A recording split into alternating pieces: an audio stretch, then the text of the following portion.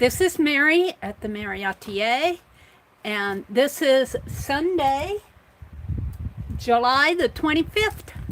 Welcome to my desk.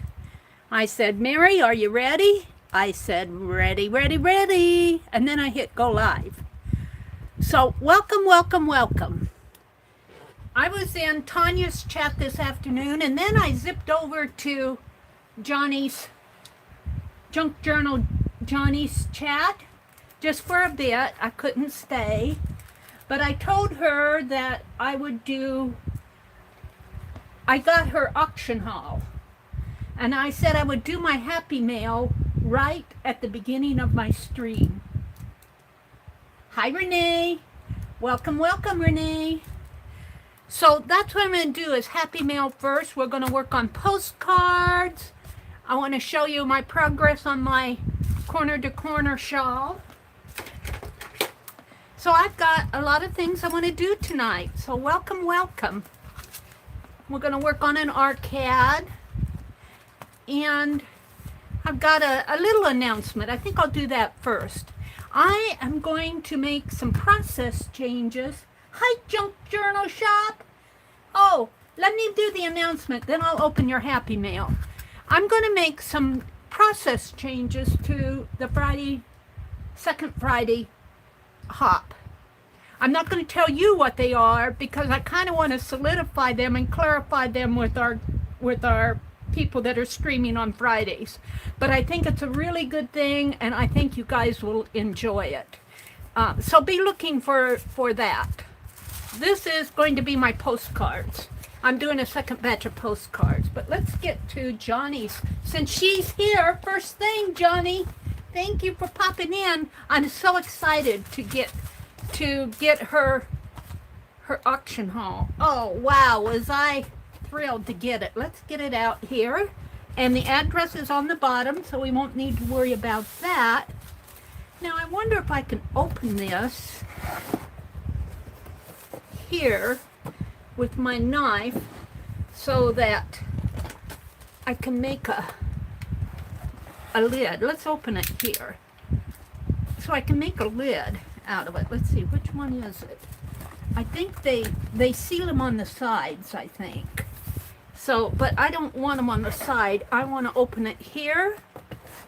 Let's put it this way so I don't think you guys can see the address yet.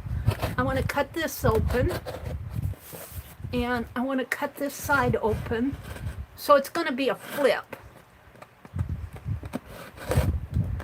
And it doesn't have to be a perfect cut here because I want to alter this box to make a kit to hold some of my things.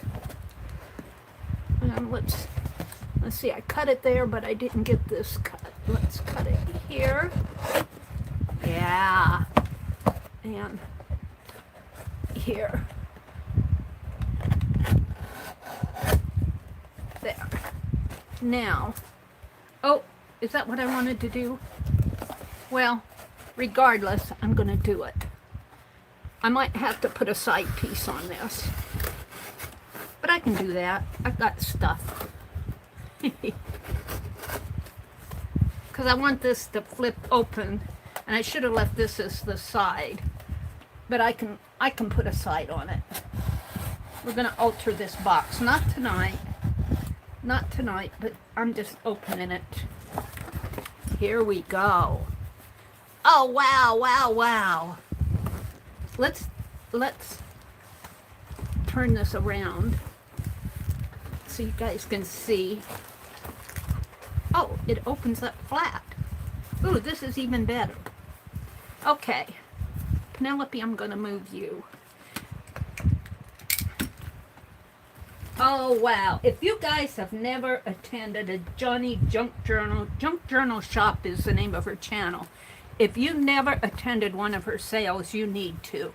Because she seems to acquire the most interesting things. The most interesting things. Now, I think, was this,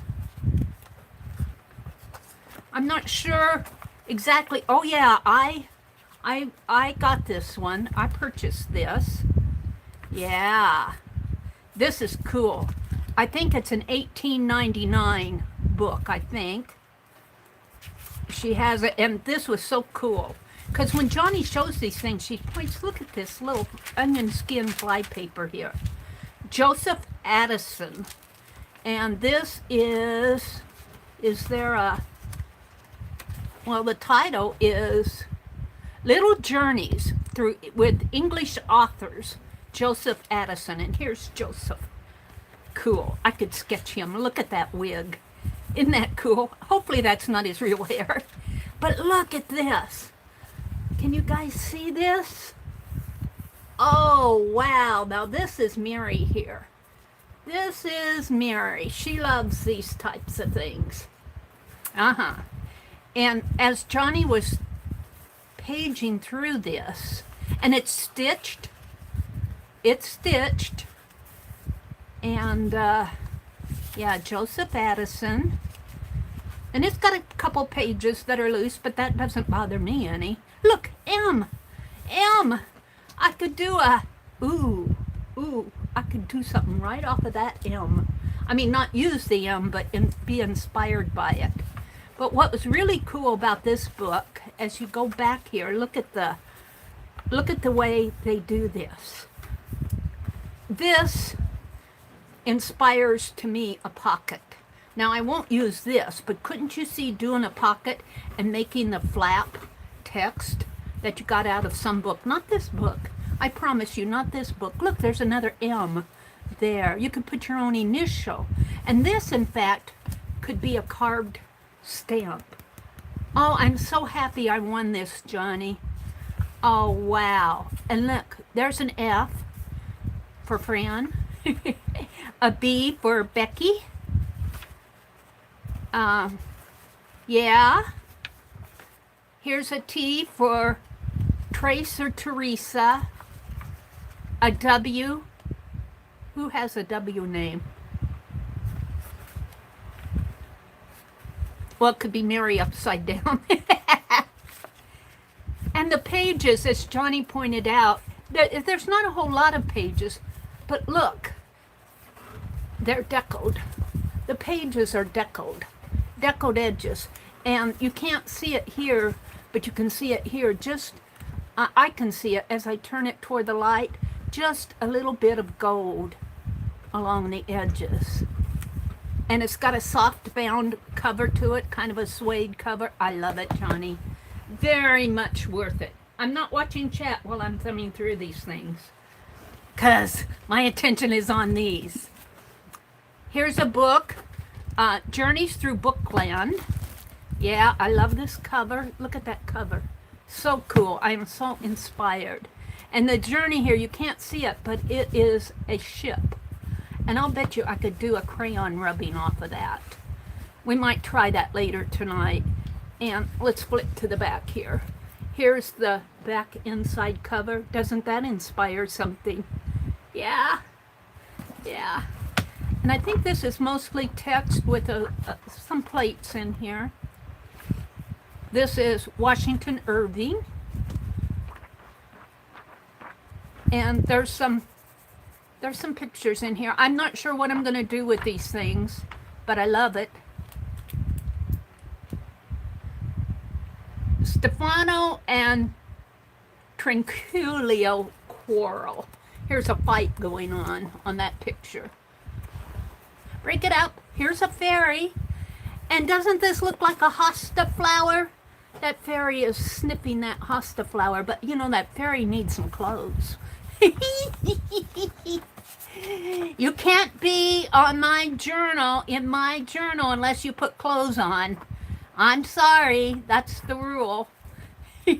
I was doing angels, and you know those little Cupid angels.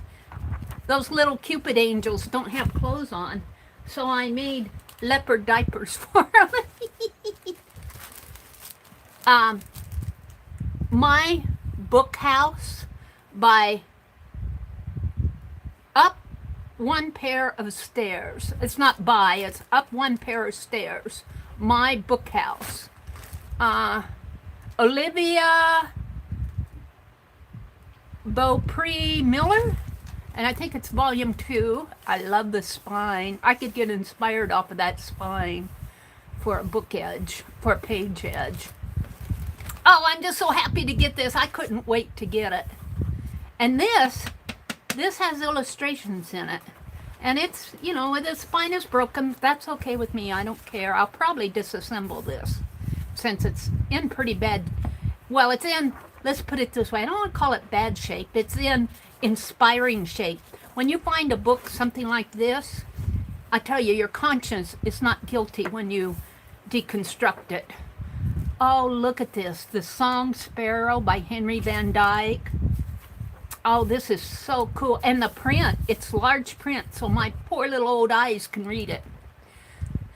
I'm not even going to attempt that without looking up the pronunciation. Buzz, buzz, buzz, over the grasses and flowers. Nutcracker has gone through the wood's green bowers. Pick, pick, pick, be quick, quick, quick. Yonder Nutcracker springs and rushes through the green bushes. I think rushes is supposed to rhyme with bushes. Be quick, be quick. Little belled flower so blue, did Nutcracker pass you? Oh, I love it. And this, I think, again, is an older edition. Is there a copyright on this? Let's see. I love these, Johnny. Oh, look at that. Look at that. Jeff and Lisa W. here. Written there.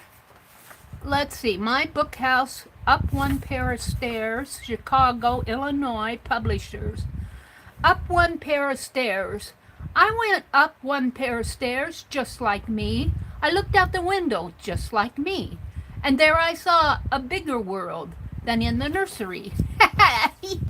I'm in the nursery yet. Here's copyright 1920, 1925, and 1922.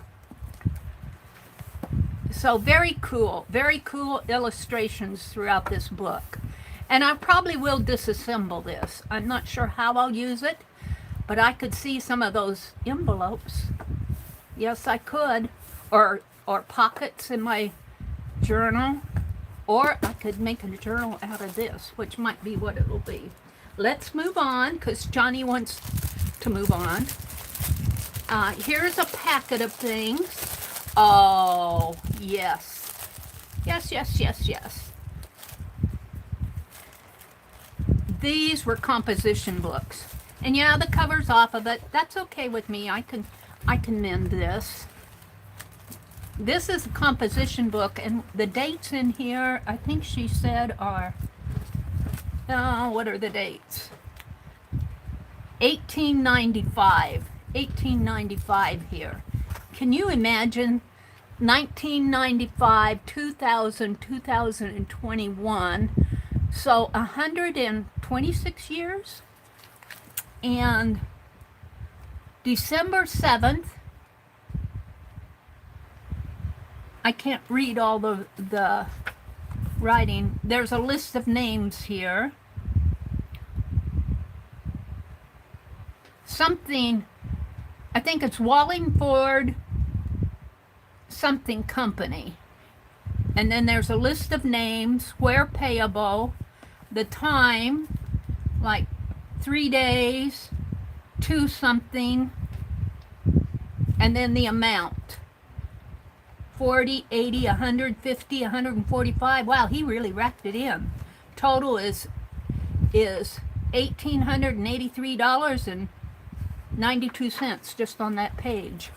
Notes and bills payable. Oh, this is payable, so that's what he has to pay. Whoa, I hope he's rich. This is payable, not receivable. But what I really like about this is you get toward the back, the pages aren't empty. And it's reversible. Look at this. This is the last page you're writing here. Oh, look, he wrote on that. So it's still right side up here, but no, he wrote on that too. Are all the little reversible? No, it's still the same way. He just wrote it on a couple of the reversible pages. Here and here. But all of these others are blank. Journal time. I love, this is a ledger. Johnny was selling a lot of ledger books, and this is the one I happened to get. Notes and bills payable. And I love the worn. I love the worn. I will not do anything to this other than mend the spine, and I might mend the spine on the inside, which would have to be here. But that's okay, I could still do that. We'll have to play with this another time. And hold the phone. My books are sliding off of my tabletop wastebasket. Then, this is awesome. Johnny had a journal of onion skin pages, and it was an entire journal, and she just deconstructed it and batched them out so that she could unselfishly share with us. And I got 2 batches. Is that these? 1, 2.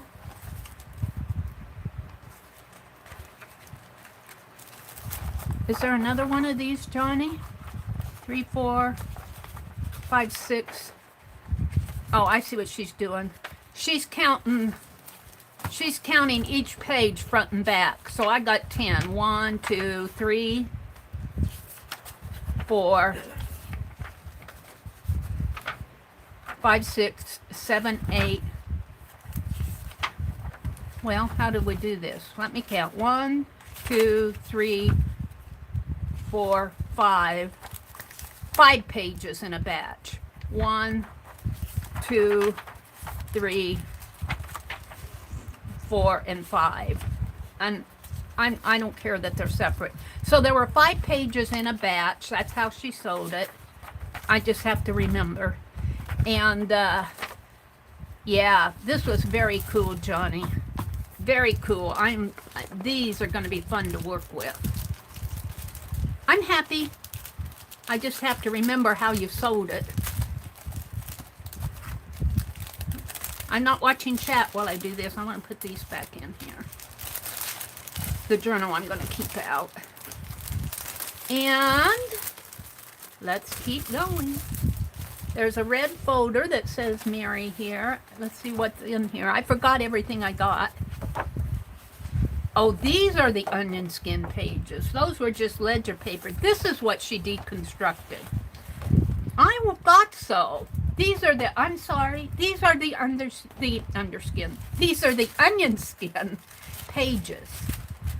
And these are typed. And we were saying, how did they ever type in a book? And somebody was saying that there are printers that will type in a book. Unless they typed it out and then made the book. I don't know. But she deconstructed this book so that we could have pages. And I think that was so kind of her to do that. And these are onion skin. They are very thin. They are very thin. All of these are typewritten. And there are some handwritten signatures here. And I imagine with the signatures, they probably put a page underneath of it, and it would still go through a little. Like this one went through over here, but they probably put a page behind it, a blotter page. These are just awesome.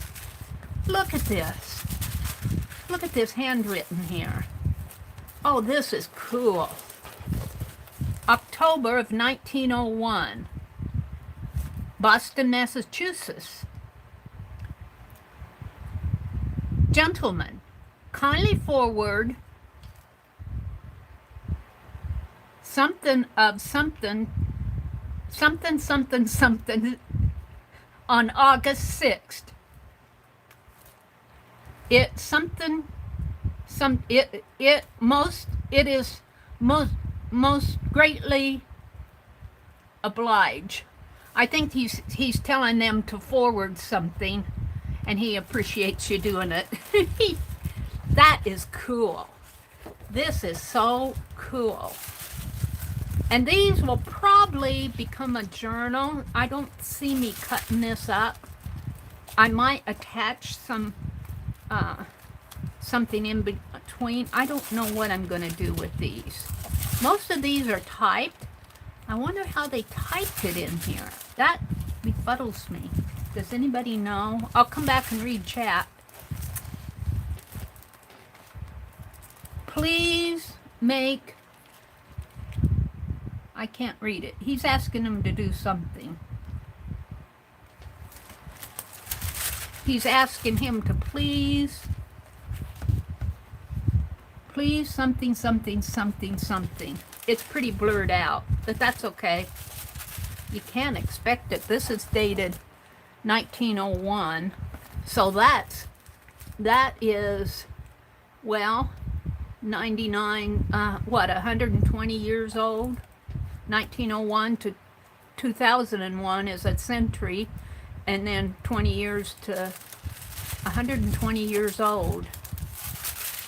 And as Johnny said in her auction, I dare you to get this type of thing. Look at that handwriting. I just love it.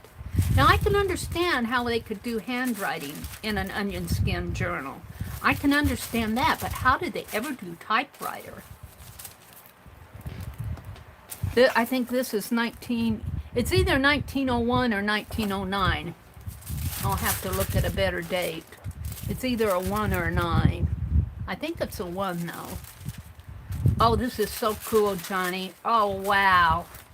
Yep, very cool. I'm going to put this here, put it back in the folder. I love that. Very cool. And again, did somebody put a link in? Janice? Or somebody, did you put a link to one of the mods, Janet? Oh, hi, Lucia. Oh, there's Lucia. Hi, Rhonda. I'm going to have to come back in and say hello to everybody, but I wanted to do this right off the hand so Johnny can see me open. Johnny was saying, how could you wait? Well, that was hard. It was hard to wait, but I like to open things online to share the excitement of doing this. And because you guys get to see my joy of doing these things. Okay, hold on. This, now for the people that purchase ledgers, she had 2 contests. One for everybody that bought ledgers, and one for everybody who purchased something else in addition to ledgers. I did not win the I think she gave away another ledger book as for people. I don't remember what the prize was. I think it was another ledger book to people that bought ledger books. I did not win that giveaway. However, the other contest, I entered it and I won it. And I think this is the prize, which is very cool. Very cool. And the spine is broken, but you know, that's okay. That's okay. That's kind of yummy in itself. Isn't that kind of yummy? I'm almost wondering if there, other than transparent tape, if there's any way I can preserve just that. Maybe glue. I don't know if, what do they call that method where you just put glue across here? I don't know if it'll hold the book cover to the spine. But if you do just journal pages like that, I've done that before, where you just have a stack of loose leaf papers and you just stack them up and clamp them together, and then you just glue along the edge and it holds everything together so you can flip through it. I might try that on here since it's already deconstructed. Oh, is this the spine? Is this the spine? I think it is. Look, it says, this seems awfully thick for the spine, but there must be some pages taken out of it, which is okay. I think there were some pages cut, but that's okay. I'm good with it. It was a freebie win gift thing, but I might be able to make use of that. But I think I still want to preserve this and maybe use this on the inside somehow. Checks. It's a check register, I think is what it is. It's got some interesting fading in there. And is this upside down? Oh no, it's a check register. Look. It looks like this might be ink. And is that what it is? And then there's a lot of blank pages. This would definitely make a good journal. And then this is the back cover here. So there's not a lot of pages in here. So this could very definitely be, ooh, yummy. So thank you so much, Johnny. I'm so thrilled. I'm so thrilled to get this. This is just, oh, my blood is running hot when I touch all these things. I just love these types, these older books.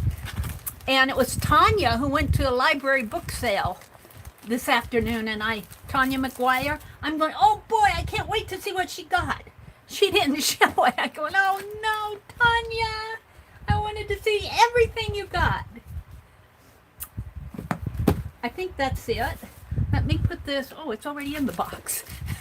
Let me figure out the box here. Let's just slide it this way, and this way, and slide it this way a little more. Yes, fold it up this way, and let me check chat. I have another Happy Mail. Whoops, that's not going to work. To lift it up this way. Where's my other Happy Mail? It's here. I have another Happy Mail to share, but I want to check chat first. I had to put all those behind my chair. Let me get this wet paper off. Let me come out and greet and say hello to everybody. Thank you so much, Johnny. Let me unplug you guys and look at chat. Now, when I look at chat, I'll go down to the bottom and work up. So there's Jamie. Hi, Jamie. And there's Zandra. Oh, my goodness. Hello, Zandra. Rosemary. Rosemary Morris. Aw, you guys. Janice Glines. Hi, Janice. Hi, Marjorie Marcellino. I'm mispronouncing your last name by. Johnny says, thank you, Mary. Glad you liked it all. I am.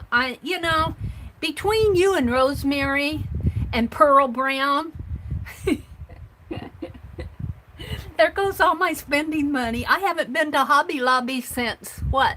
This is the end of July. It has to be spring. I haven't been to Hobby Lobby for at least 3 months. At least 3 months. I don't know the last time I went up there. It's been a while. I think the last time I went to Hobby Lobby was when my brother had his second vaccine shot at the VA hospital, and we have to go up to Grand Island, and that's where our Hobby Lobby is. So it's been, I think it was March 4th was his second shot. And I think that's the last time I was at Hobby Lobby. Renee is here. Hi, Kilburns. Janice Glines is here. She says, AP Jamie says, I went to Michael's the other day. First time in over a year. I wish that we had a Michael's nearby. Our nearest Michael's is in Lincoln. And I could drive up there, but, you know, it's a little over 100 miles from here, maybe 106 one way. And by the time I spend the time and the money going up there, I could, for what I get, I could order it online. And when I go up to, but the thing about going to Lincoln is that I can also go to Tuesday Morning and Michael's and Barnes and Noble. You know, I could, and hit some thrift stores, but I just haven't worked myself up to doing that. There's always Junk Journal Johnny's Junk Journal Shop, and Rosemary Morris, and Pearl Brown. Hi, Sue, the Artistic Chameleon. She says, I found most things you can find on Amazon lots cheaper than Hobby Lobby and Michael's. They are so high on many things. Well, the thing about Hobby Lobby, as I've said before, I don't mind shopping there. I love it when they have Sizzix and Tim Holtz stuff on sale. And I like it when they put well, paint brushes, because I do buy paint brushes because I'm hard on them, and watercolor paper, the Strathmore watercolor paper, they'll put that on sale, or their papers, when they go on sale. I do like that, but I'm so disappointed that they discontinued their coupon. I've said that many times before, and I won't go into it, but I missed my 40% coupon. Hi, Sherry. Book a hotel and spend the night. I would, but you know, a hotel room would cost me at least, what, $75 to $90 unless I stayed at Motel 6 or someplace, and I'm not going to do that. You know, think of what you could buy for $75 online, you know, and, you know, to me, it's just not worth the trip yet. I was up in Lincoln once in the 5 years that I've been here, but I might go again. I'll plan my trip, and I'll plan a week where I look at all the online sites and see what they have on sale. I would love to go when everybody finds out that there's a big clearance sale at one of the stores. That would be fun to do. Hi, Mina. Welcome, Mina. Sherry's here. Violet's here. Hi, Violet. Let me back up in chat. Welcome more people here. Janice Glines, Zandra, Marjorie, Renee, Janet Baum. Hi, Janet. Rosemary Morris. Janet dropped a link to Rosemary's channel. Rosemary is putting together, I don't know if it's going to be a series. If Rosemary's still here, maybe she can let us know. I'm buffering. Is anybody else buffering? Oh, I stopped. Let me make sure I'm still live. I am. Let me make sure my camera's getting juice. It is. Is it? Let me check again. Sometimes I lose connection here. It says 100%, so I think I'm okay. Sometimes, I don't know, I must bump it or something, and it unplugs or pulls loose, and then I lose juice. But what was I saying?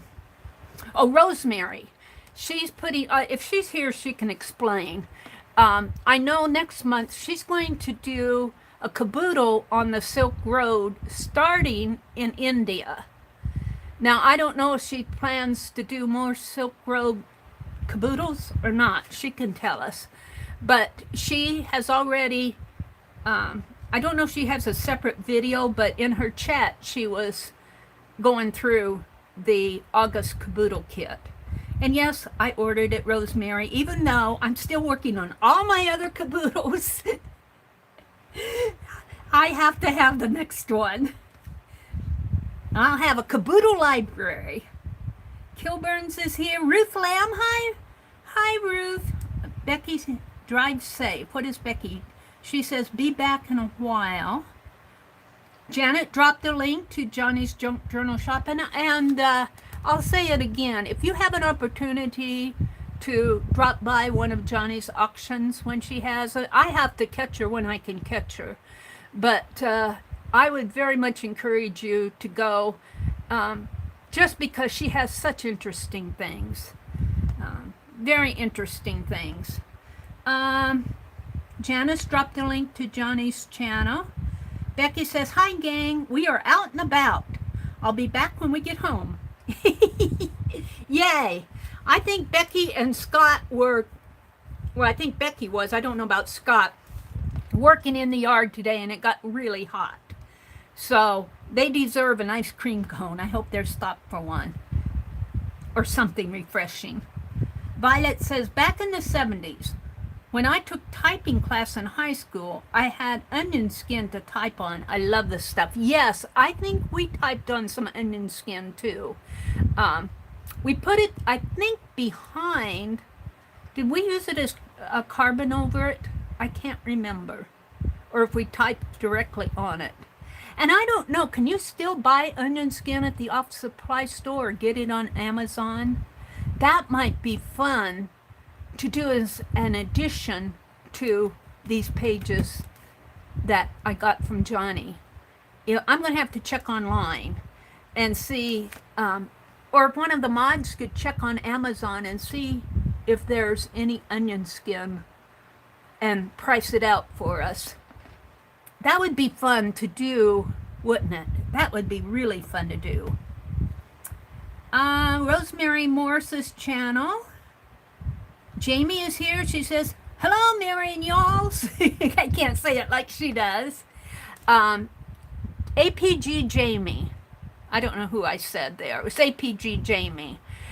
She did a really interesting video in our 4th video hop. There is a playlist in my playlist to the July 4th Art Saturday, I think it is, video hop. And Jamie takes her, and I've got a red here that it was someplace here. I don't think this is it, but I've got a red that's nearly empty. I don't think this is it. This feels like it has some in it. But when you get down to the bare bones, what I've been doing, or what I do, is I take the cap off. I think I can squeeze this enough. I'll just undo the cap. And I squeeze that bottle, and then I cut it in half, and then I get in each side with my paintbrush. But what Jamie did was made a wash. She just added water to it. And she made washes out of her almost used paint. And I'm going to try that. And then she made hidden paper clip after she got all her paper. Oh, she did several colors. She reminded me of, who is it? Paul Klee, the artist. Is it Klee? K-L-E-E, who throws paint at the canvas and all of a sudden he has all this spotted masterpieces. Well, Jamie took her masterpiece and let it dry and cut it up and made, I think she made 3 projects out of it. I think she made a card. I can't remember what the other one was, and she made hidden paper clips. And I'm going, well, I like the idea of hidden paper clips, but I wonder if I can hide some bobby pins. So, Jamie, you are inspiring me to try to make some hidden bobby pin splattered projects. You might be seeing me do that. And oh, Janet Nash, if you guys haven't watched our Time for Art, or not our Time for Art, our 4th Art Saturday, it was yesterday, go check it out. Check out Bootsy's video. He did a fish on a stick, and he always makes me laugh. He's very talented, and he's very talented in presenting his videos in unique ways. His intros just have me keeling over with laughter, and that takes a lot for me to laugh. Well, a little. But he is inspiring me. My brother, when we do Christmas here, when we put up a tree, he has all these wildlife ornaments. And I was thinking how not put my fish on a stick, but make tree ornaments out of them. Now, last year we did not get a Christmas tree put up because I was too tired to go dig it all out. But I have a Charlie Brown tree. I don't know if you guys remember my Charlie Brown tree where I took a tree branch and planted it in an ice cream container with plaster of Paris at the bottom. That Charlie Brown tree is undecorated. It's a white. I painted it all white. But that Charlie Brown tree is still up. I undecorated it, but it's still up on my little stand in the dining room. And I was thinking how fun it would be to make fish ornaments and put on there. I think my brother could live with that. So, and Janet Nash, oh, she did a wonderful video of lavender fields in England. And let me tell you, she just sat out there and people was walking by her, talking to her. She offered, she calls them biscuits, lavender biscuits, but I think they're more along what we call a cookie. And she was offering biscuits, and she said, I'd offer you tea too, but I just have this one container. But I'll bet it was good. And the video, I've heard a lot of positive comments. Go check that playlist out. And then, of course, everybody else did wonderful things. The theme was summer. I started, and I'm going to finish here, I started a page of summer memories where I punched these with my punch and then stenciled them on there, and I'm going to put white around here, and then I'm going to put lists of my summer memories. I talked in my stream about my summer memories, and this is going to be a part of my summertime journal that I'm doing with Becky, Aunt Beck's Creations. She's doing a summertime art journal on her channel, Aunt Beck's Creations. If one of the mods could drop a link, I'd appreciate it. And she does it on Wednesday afternoons, 3:30 p.m. Eastern. We've done 4 weeks, but you can jump in at any time. We're just about ready to start August. I think we have one more week in July. It's going to be July and August. And she streams at 3:30 p.m. Eastern, and then she opens her Facebook room up at, is it 6:30 or 6? Becky will post all that. But you can find the information on her channel, and Janet probably has it too. And we get together in her Facebook room and work on different things. I always work on my pages so I can at least have, this is me mowing the lawn, by the way. So that's something I'm going to need to work on. And you know what? I went back to the bottom. Where was I at? There's Lucia. Oh, Rosemary left. Hi, Lucia McGill. Oh, it's so good to see Lucia. Oh, and Jamie says, yes, bobby pins work for the hidden paper clips. They may not hold quite as well, but they work. I'll bet I can make them hold. I like the bobby pins because of their reach into the page, like those long. I don't like the shorter bobby pins. No. I have to have the long ones. That's why I started getting them. It's because they have like a 2.5-inch reach into the page, and the paper clips were too, even the larger paper clips were too short for me. So that's why I started using bobby pins. But I'm going to try hidden bobby pins. We'll see. Let's see. Janet says, yes, on Amazon carries onion skin paper pads. It's about $1 a sheet. Whoa! So if you bought 10 sheets of onion skin, you'd be paying $10? Ooh, this might be a 5x7 journal. Oh, dear me. $1 a sheet. That's pretty expensive. Rhonda dropped a link to APG Jamie's channel. Thank you, Rhonda. Janet dropped a link to our Fibsville Facebook group. And if you're not a member, I would really encourage you to become a member just to see all the really neat things that are going on. Like Violet posted a link. She did this fingerless glove, and it's, what did she call it? A double foundation roll. And by the time you get done with it, it almost looks like it's a knit and purl. And it's really cool. And if you watch that video and follow it closely, it's crochet. And if you follow it closely, it really does not look that hard, but you have to follow that double crochet foundation stitch really close. And do it a couple times. But I'm going to do that fingerless glove. Here, let me show you the shawl I'm doing.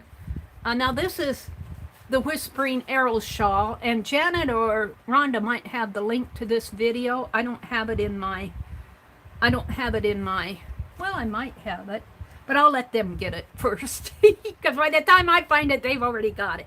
Here's where I'm at. I think I'm ready for row 23. There are 65 rows, and this is really easy. Once you figure out what they're doing, for those of you who crochet, it's corner to corner, and there's a lace stitch and a solid stitch, and it's really, the solid stitch is really subtle. And if you use one color yarn, it's even more subtle. You kind of have to know. I can see it in here. It's right in here. Well, I think it's right there. Here and here. It comes into a V, and that's why they call it whispering arrows, it makes an arrow. But on the one that's in the pattern, she's using a variegated yarn, and I think you see it a little better. I'm not sure. But it's supposed to take about 600 yards. And I'm using this really pretty yarn that I got at the thrift store. I just love it. The yarn is made in France. It is an acrylic, but it's really soft and fluffy. In fact, the name of it is Fluffy. So, but I'm thinking after I get this done, I got 7 skeins of this, and I think there's 140 or 145 yards in a skein. So I have plenty. I'm going to make a pair of fingerless gloves to match. Yes, I'm looking forward to it. Yeah, let me fold this up again. I wanted to show this to you guys tonight anyway. Let me put it aside. I was working on this, what, last night? Last night was Saturday. What was I doing? I was sitting in my chair for some reason or another, working on that. All right, let's go back to chat. Janet said, drop the link to the Fibsville Friends Facebook group. And if you're not a member, I really encourage you to join. Check us out. There's a lot of information out there. There's a lot of really nice sharing. If you subscribe, be sure and answer the questions, because that's how they know. I mean, that's how they know that you're really doing art and you're a part of the art community. It's an art group. They're saying hello to Lucia. Angie was in here. Darlene. Janet says hello, Darlene. Darlene, I cannot, if you're still out there, I cannot pronounce your last name, but Darlene Faringa dropped by. Hello, Darlene. If you're there, lurking, hello, hello. Lucia was here. Barbara, Chicken Pot Pie Society. Rosemary was here. Oh, here, Rosemary. I think Rosemary left. But she says, yes, we will do the rest of Asia and Africa. So the caboodles, there's going to be more Silk Road caboodles, which is cool. And let me tell you, Rosemary puts together those caboodle kits. It just amazes me. It amazes me how she gets them done every month. If I did a caboodle like she did, I would put it together and promise to send it out, and you guys would still be waiting. My name would be Mud. I couldn't take your money until I actually posted it. And by posted, I meant put it in the mail. I have to show you the USPS post office receipt and say, okay, it's on the way. Please send me your money. Otherwise, you might be waiting for years and years and years if I was doing something like that. Rosemary does an excellent job on her caboodles. And I enjoy them. And I can't scroll up anymore, so if I missed anybody coming in and didn't get a hello sent out to you, hello. Oh, there's Darlene. Yay, Darlene. Hello, hello. Barbara says, APG Jamie, thank you for your response. I don't think my iron has ever been part of the laundry. Just ironing paper. So that's good to know it's an option. Let's see, what did Jamie tell her? Violet said, Barbara, consider spraying or spritzing a piece of scrapbook paper to test how it takes the dyes. Jamie says, it does, Barbara. You may have to iron after, but it's best to let it dry natural. Barbara is saying, I would like to tea or coffee dye my tracing paper. Does anybody know if it would work? Yeah, remember tracing paper may have a bit of a coating on it. So even if you spray it, just give it, like Jamie says, give it some time to dry, and you could probably reconstitute it. My thought is that it might run or puddle on your page, but just like coffee on a page, we're talking about tea dyeing. You know, sometimes if you have coffee on a book page that's coated, it may run a little or puddle, which is good. What I'm saying, it may not absorb it all at once, and that's why Jamie is saying to let it dry. Angie says, I wish I could crochet. Crochet is not hard, Angie. if you want to crochet, I would advise you to look for, there's a lot of beginning crochet videos out there. I can't recommend anything right off the, I bet Becky could, right off of the bat, or Violet might be able to, because Violet does a lot of crochet.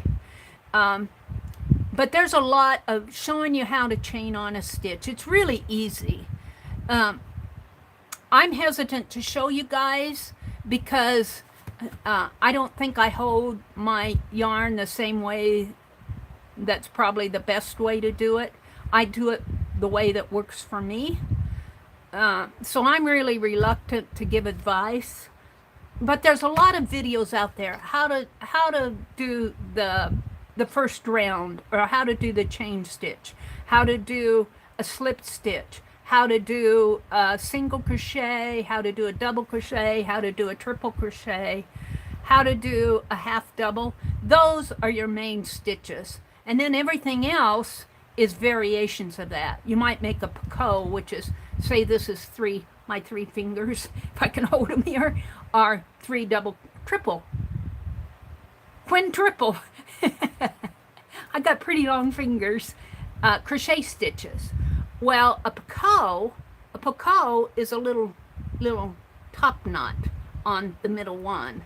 And it's really cool. And I might do that on my shawl, just I'll have to see what the border row is like, but I would like some Picassos on my shawl. So what else is going on here? Let me go down to the bottom. I think I'm about done. Rachel's here. Hi, Rachel. Hi, Rachel. Oh, there's Beth Schuler. Hi, Beth. Welcome, Beth. Welcome, Rachel. Ruth says, hi, Cheryl. Oh, Cheryl is here. Hi, little sister Cheryl. Little sister Cheryl has a channel. I think it's called Little Sister Cheryl, isn't it? Would somebody put up a link to Cheryl's channel? She does videos, but on a very sporadic basis, and we need to get her doing more. But she had a jewelry haul that she was showing today. So good job on that, Cheryl. Let's see more videos from you. Don't be shy. If you're afraid of making a mistake, just think of Mary and how many mistakes she's made. Zandra's channel. Rhonda put up APG Jamie's. Also, could you slow down the video if that helps? Are you talking, who are you talking to, Sherry? Slowing down the video. Do you want me to talk slower? There's Cheryl's link. Thank you, Janet. Oh, you guys, you just do my heart good. I got another happy mail to open. Did you not like Junk Journal Shop's haul, auction haul? Was that not cool? I have here from Nettie Munson another happy mail. And it looks like the washi's coming off first. It's sealed. But what do you say? This is Christmas. It could go on an arcade. Let me just put it on this card. And we'll do something with that in my arcade. So let's see what Nettie sent me. Oh, and Nettie I don't think has a channel, but did she she posted, I think in Fibsville Friends, an owl that she made, inspired by Janet Nash. And I had sent her a package of ties when I got all those $5 packages of ties at the thrift store. I sent her a package and she made an owl. She was showing it. I think it's the pictures in Fibsville. Oh, look what Nettie sent. There's nothing else in here, and there's nothing on the envelope except the address and the stamp. But let's zoom in here so we can see. Oh, what did she do? Is this Christmas in July? Is this not cool? Let's see what she sent. It's a gnome. It's a gnome. I love it, Nettie. It's a gnome and a Christmas tree. and she popped it in. She popped him out. Christmas in July. This is the third of 9 that she made. Nettie, 2021. Oh, this is awesome. Thank you, Nettie. Oh, you guys can't see it, can you? Let me stand up. Sorry. Isn't this awesome? Isn't that awesome? Look at that gnome. Now, Becky has done a lot of gnomes. Becky's done gnomes way before Mary got inspired with her flower pot gnome, which still needs to be finished. Very, very nice. Hi, Samantha. Hello, Samantha. Welcome, welcome. And she sent some goodies here, which says Christmas. I think this is if I want to make one. And it's kind of bent there, but it's Christmas. And this one says Merry Christmas and Merry Christmas. And let's see what else is in here. These must have slipped out. Can you guys see? I hope she sent some goodies. I think if I want to make one, she sent me some little punches. Some Spyros. I have to wait for my tablet to catch up with me. I'm lagging. A Spyro and some more Spyros. This is, oh, look at that dragonfly with the long tail. I think you see them better on the back. Oh, that's cool. Look at that tail on that dragonfly. Woo! He grew a tail. And looks like it might be a leaf or a wing. Might be a wing or a leaf. Here's another long-tailed dragonfly. Oh, wow. I love those. Nettie, thank you. Oh, look at this. Spyros. I'll bet she punched these. I've never seen a Spyro punch, though. Die cut them, probably. She probably die cut these, I'll betcha. And this is interesting. Thank you so much, Nettie. There's the opposite, and here's the opposite of the wing or leaf. And then there's some little negative punches in there that you can use. Okay, Nettie. We'll put my dragonfly with it, and we'll put these with it. These are left over from the other night. They're just sitting out on my desk. I think that's it. Thank you so much, Nettie. That gnome Christmas in July is awesome. Awesome, awesome, awesome. Let me scoop these up.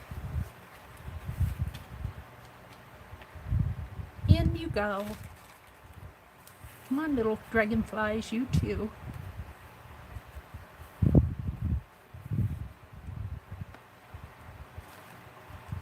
They don't want to go in there very well. There's a little punch.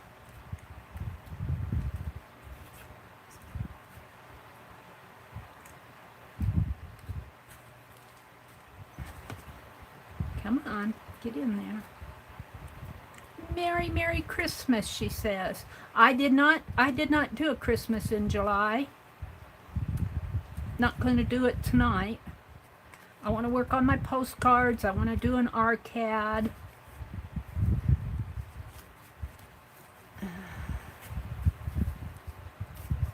Let's see if I can get these in one scoop. Or two, maybe. This is not going to go in.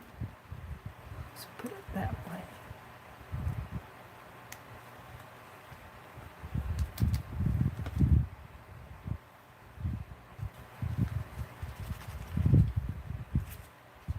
Dragonflies do not want to be packaged up. They say, let me fly, let me fly. Come on, you'll fit in there just fine. There you go. Oh, Nettie, this was so cool. Oops, I sealed it.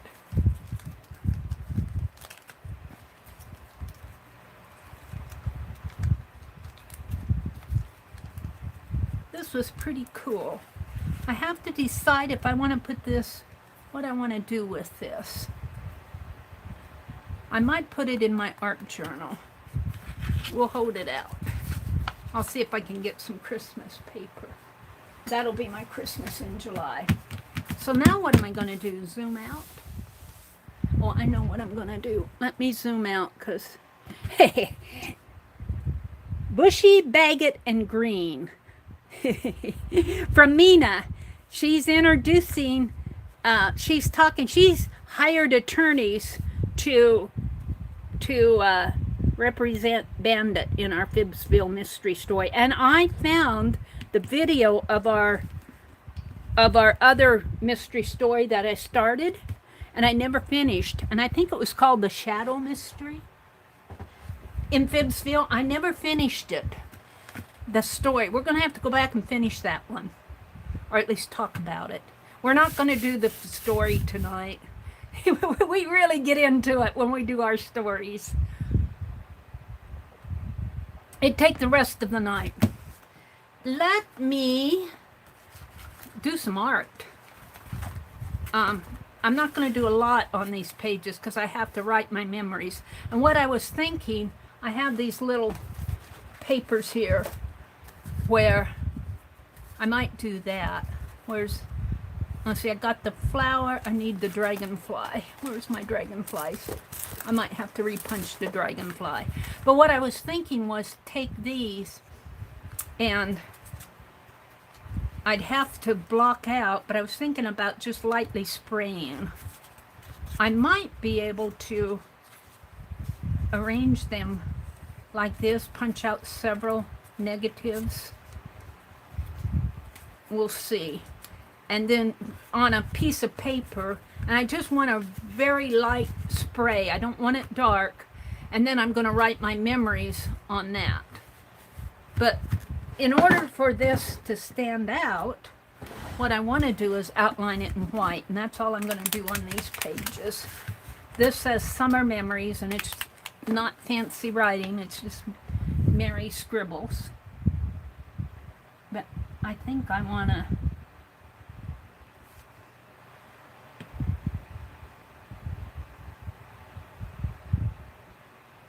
outline these. And I might have to outline the white in black just to get my lettering to pop out. And that's okay. I can do that. I have no problem. This is just my fun journal. And this was my time for art page. But you know, my hops are part of my summer memories. So I'm making an extra page in my summertime journal that we're doing with Becky. And I am having so much fun with this journal. And Janet Baum, she's doing wonderful pages. I'm loving your pages that you're doing in your journal, Janet. I'm going to go off around this with black again to make it the lettering stand out.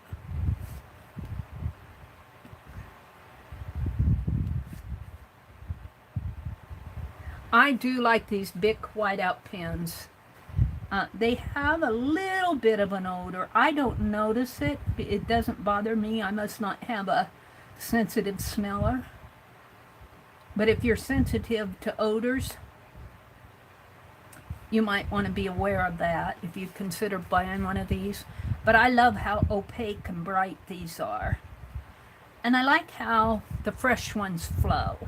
Once you use them significantly, they don't flow as nice, but you've used them up. Now, I'll go around that with black, but let's do this. That'll give that a chance to dry. I would love to have these whiteout pens.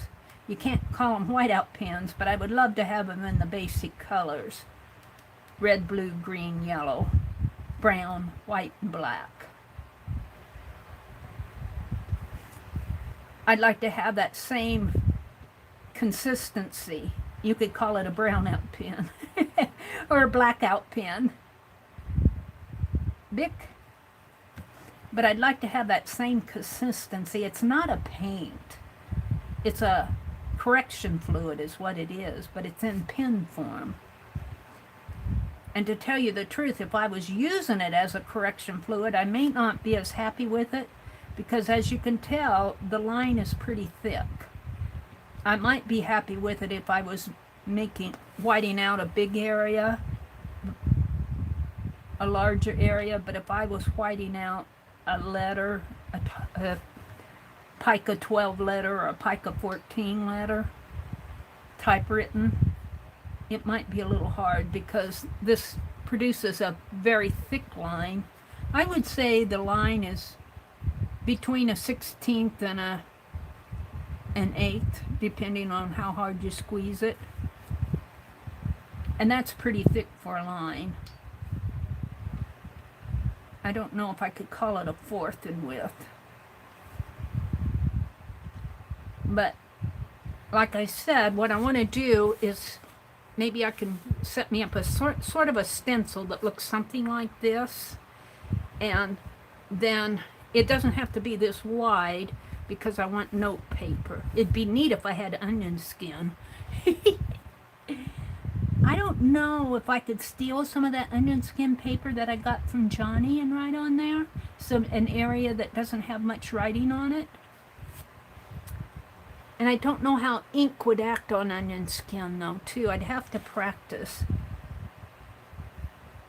You know, in the days gone by when they wrote with their ink pens, they had blotters. They had ink blotters, and they would dip their pens in ink and then blot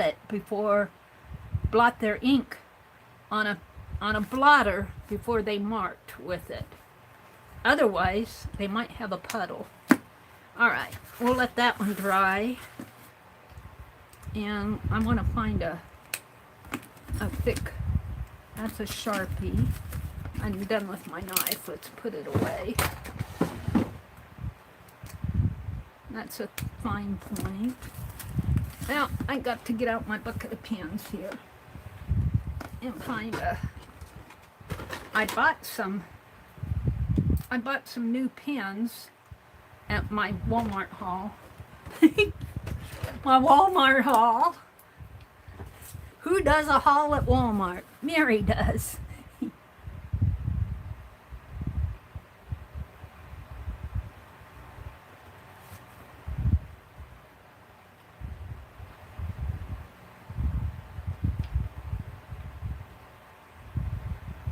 This is one striped word.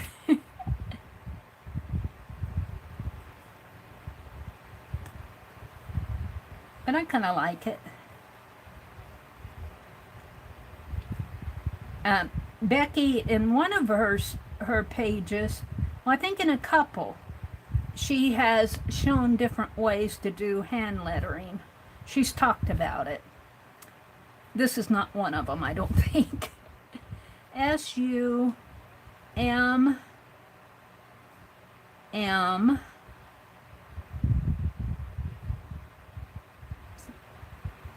Little wet yet in there.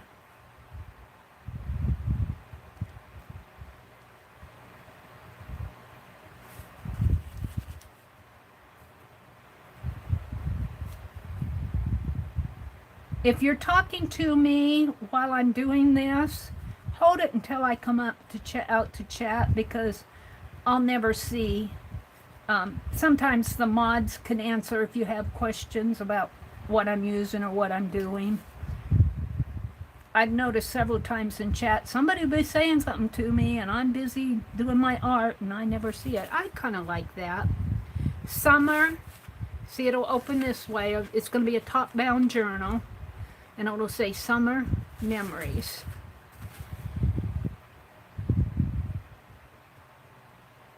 M.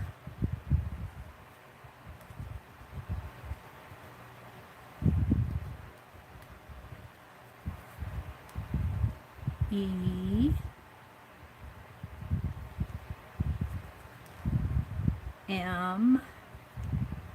I hope I spelled everything right.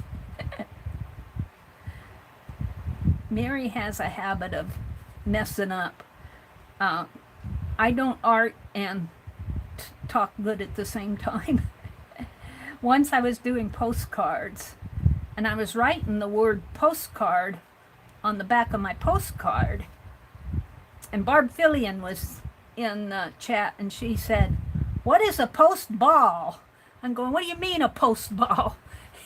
I must have been talking about balls, and instead of postcard on my back of my postcard, I wrote post ball. Where did that come from? I don't know. But I'm sure the ball that I was talking about was a dance. A cotillion. Excuse me for laughing. All right, summer memories.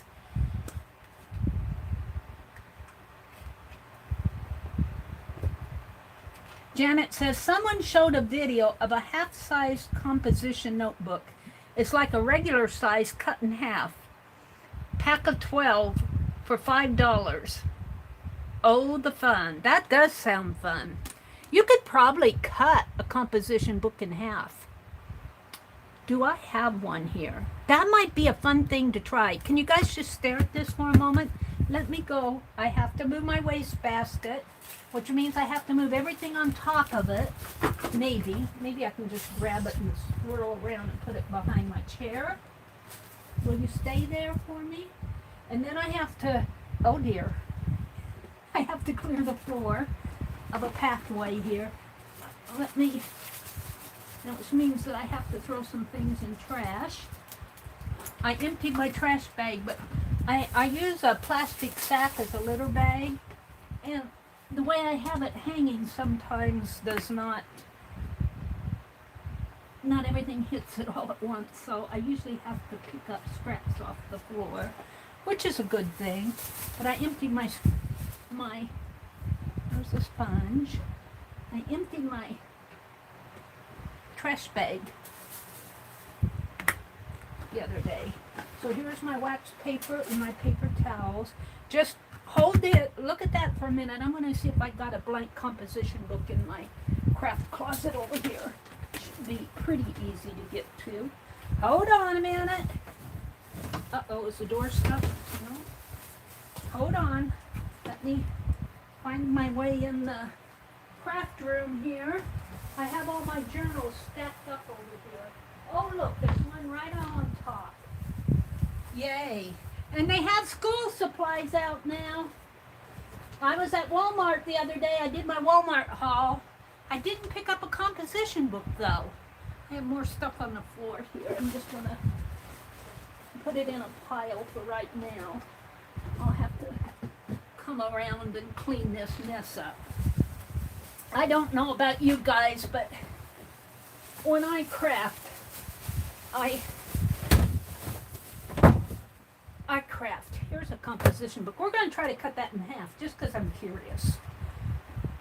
Just because I'm curious. This shouldn't be hard to do. Shouldn't it? Shouldn't it? Should not be hard to do if I do half. Let's put this aside. See, Janet Baum, what you inspire? It's all Janet Baum's fault. We'll blame her. Run, Janet, run. Now let me pull my craft cart back to my desk. Uh-oh, it's stuck on something. Hold on. What is this? Hold the phone. I got a plastic packaging there. And some feet on the floor. What else is here? A receipt to Dollar Tree. I'm going to tear that up. I don't want to know how much I spent. Now it should come close. Wait a minute. What's this? Oh, I got a plastic. There we go. Now let me move my wastebasket. You guys, I'm describing what I'm doing while I'm doing it so you guys know. Because all you guys can't see, but I have to move my wastebasket closer to me because it's my tabletop. I should who was it that updated a TV tray? Was that Jamie? One of you artsy folks updated a TV tray. And I was thinking how cool that would be next to me instead of my tabletop wastebasket. I use my wastebasket as a table. All right, I'm situated. Defeat. And this is, I think this is a laminator pocket. It fell on the floor. I had it over here in my cart. I had all these on my cart. Let's put them up here. All right, we need my cutting board. What are you guys saying? Let me go down to the bottom of chat. Roy, loved fish on a stick, Mina says. Yes, I did too, Roy. That was a fantastic video. It made me giggle. 1, 2, 3, 4. 1, 2, 3, 4, 5, 6, 7, 8, 9, 10. 1, 2, 3, 4. 1, 2, 3, 4, 5. So right here is half. I have a metal ruler. Right? Is that 5? 1, 2, 3, 4, 5. It's almost 10 inches. It's just a smidgen less than 10 inches. All right, we're going to get out my utility knife and we're going to go real slow. And we're going to cut this in half. And so if you find any cheap composition books in the school supply section, probably at Walmart, you might want to try that. And we're just going to go slow. I'm not going to hurry my way through this because I don't want to give you guys heart attacks. And I'm starting over here at the bound side so that I can ensure that it just seems like it's easier to cut through starting from the bound side rather than this side is a little bit more loose. I haven't done this before, it's just my reasoning. And yeah, the pages might be a little uneven here. If you could take it to an office supply store, they would probably want you to buy theirs. They would probably cut their own in half for you. But you might end up paying $3 for the composition book at an office supply. I don't know. More than 88 cents. I don't know how much they are at Walmart. But I have heard that they're cheaper at Walmart than at the dollar stores. I have heard that. I'll let you know when I'm through. And I'm just making several cuts down. I have my blade open pretty much to the end of the first blade. And this is a fairly new blade, but I have to do several cuts up here. It's not going through the same as these in here seem to cut easier. For some reason this bound, and I'm through the top, I'm through the cover, I'm through that, but it's just a little bit harder to cut through because it's bound.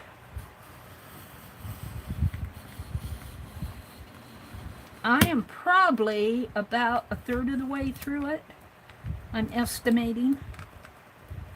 And yes, I'm being very, very careful here. I don't want to cut my fingers either.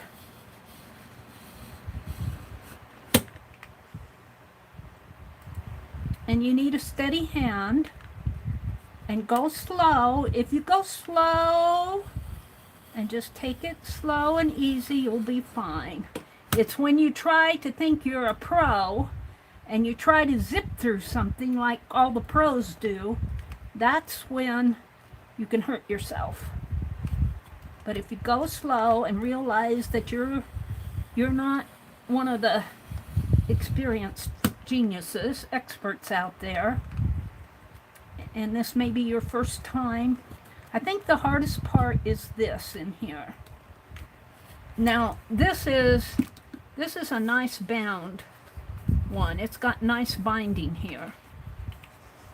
So some of them may not be bound this nice. I don't know. I don't know where I got this.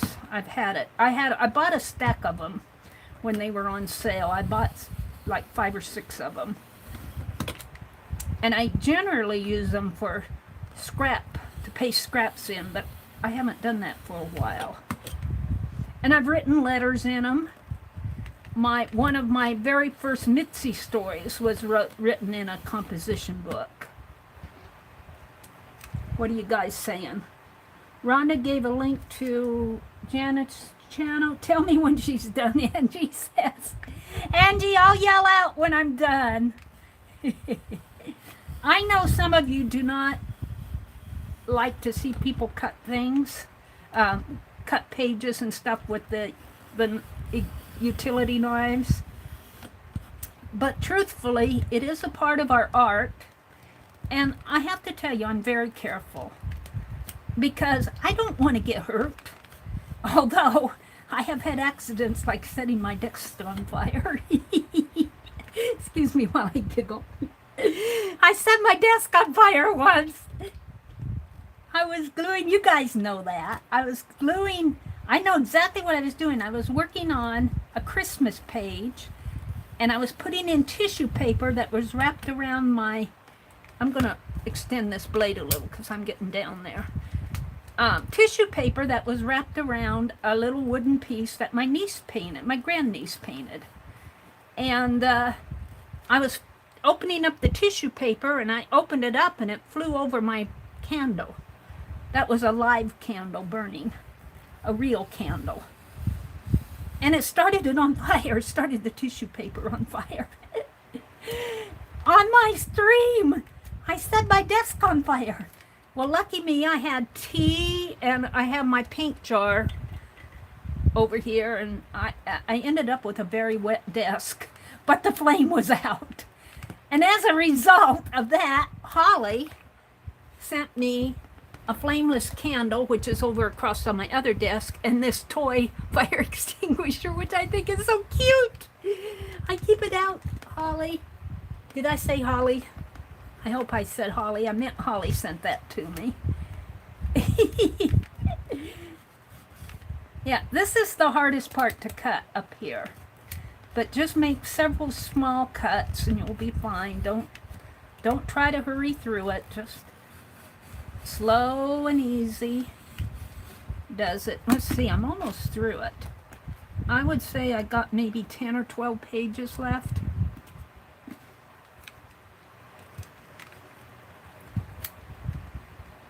And I'll look at chat when I get done. But up here is the problem area. It's a little bit harder to cut the bound edge. I think I'm through this. Well, just about through it, not quite.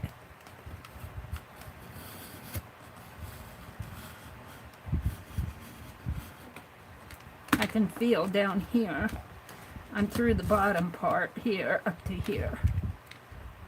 But just make several, if you're not through it yet, just go slow and do several, go down just a little every time you go through there. This is the problem area here. You might have to sand that area when you get done. You know, I've cut books, altered books. I've cut niches out of books this same way. So this is just a simplified. And this may not be as cool as the pre-printed ones, may have better margins, but I'll bet I could turn this upside down. We'll look at it after I get it done here. I could move my fingers a little out of the way if you wish. Oops, I moved my ruler. And let's just, I think I could actually get rid of the ruler now. Let's see what I have. Yeah, see, I'm through it up to here. And here it's not even through it yet. Keep my fingers out of the way here. I can put more pressure on it if I get this hand out of the way.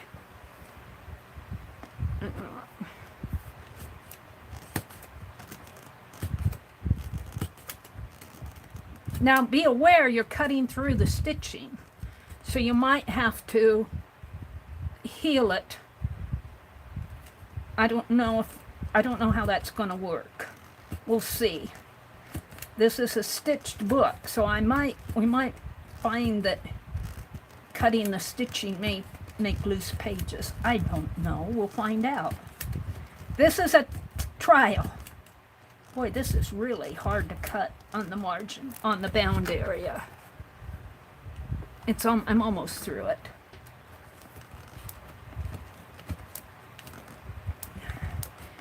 Now, if you had a husband or a brother or a friend who owns a bandsaw,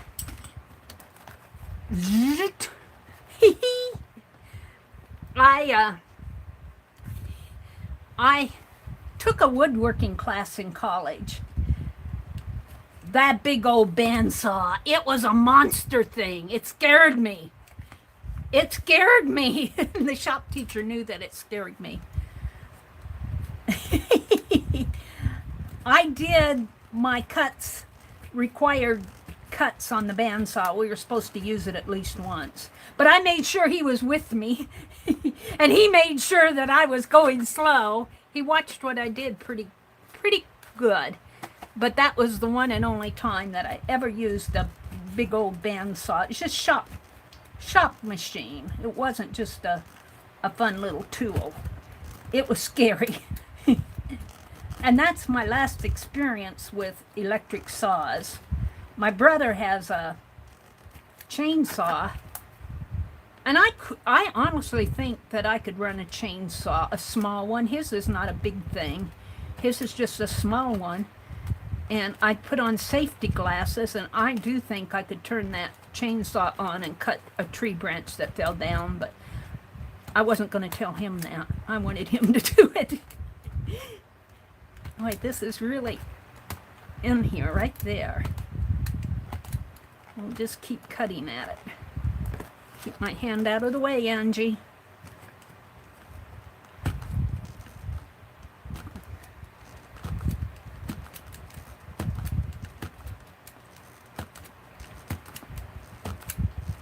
I'll just knot at it. I'm getting there. I'm almost there. It's a little sloppy down there, but we'll see what it looks like. I'm a little bit wary that my stitching is going to come loose. And I don't know if healing it here would heal everything. I don't know what would happen. We'll see.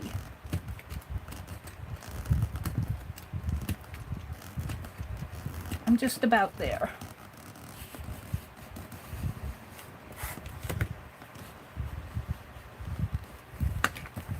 Just about there. Oh, well, not quite.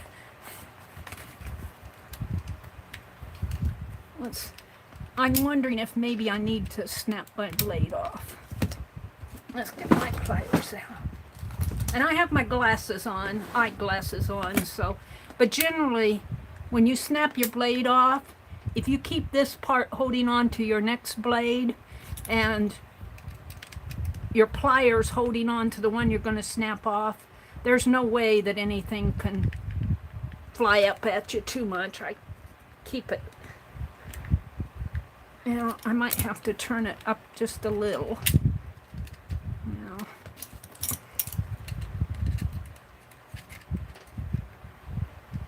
I might be coming at it the wrong angle. Let me go down to my wastebasket. I wanted to show you guys, but it works better if I am over it in the wastebasket. There. All done. You guys didn't have to watch. I think I have a sharper blade. And yes, I'll keep my fingers out of the way, I promise. Oh, look, it came out. It came out of the... Now, I don't know if it'll be worth putting back in. I might just get a whole new blade. You can take this handle off. There. Slide this out. I don't know if it'll be worth putting back in here. It's supposed to hook on, I think. Let's see if I have another blade, a longer blade. When they get that short, I have a little bit of trouble with them. And I have two different sizes, and I don't know if that's the size or, well, that's not the size. Let me look. I think it might be these. Does this look like the size? Same size? I think so. Let me grab a new one. I'll save this one for maybe later. Or maybe I'll put it back in the package. Well, I'm not doing something online. Or maybe in my red knife over here. Let me pull one out. A little hard to get to. Oh, is that the... No, they're really hard to get out. They're layered in here. I don't want to cut myself.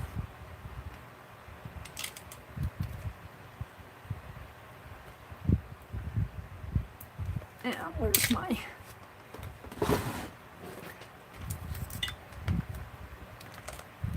This is what you do when you art journal. See if I can't get these separated. They're stuck together. There's 3 blades there, I think. Yes. And they need to come apart.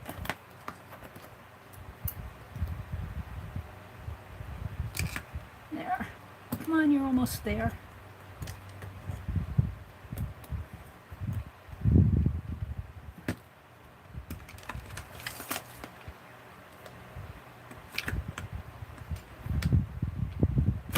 I almost had it.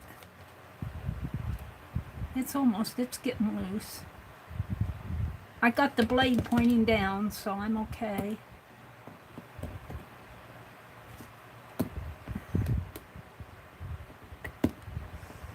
Now I can't get in there. Mary's cutting a composition book in half, yeah. Except I need to change the blade in my utility knife now. And don't worry, these scissors are ones I use for everything. These aren't my good embroidery scissors, are they? My good embroidery scissors are out by my recliner. I do use these to cut thread with, but I use them for everything. I need my hold it, let me get in here. I need my spatula, my palette knife, which has got a really thin blade.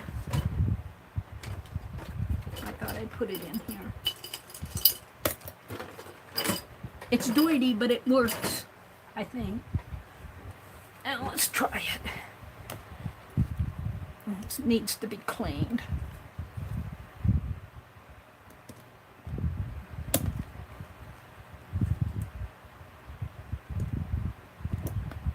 Why do they make these things so hard to get apart? I'll never know.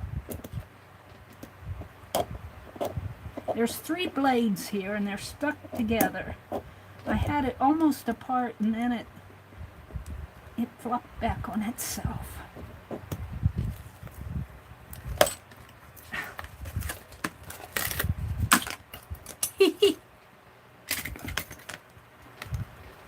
Let's go back down here again. It looks a little loose down here.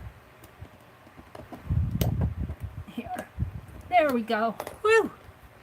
Can I get the other one out? We'll put a piece of paper behind it or tape over it. It has to be loose.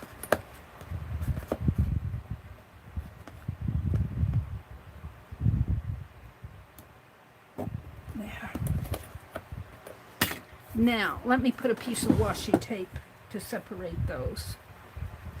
Otherwise, I'll be doing this again.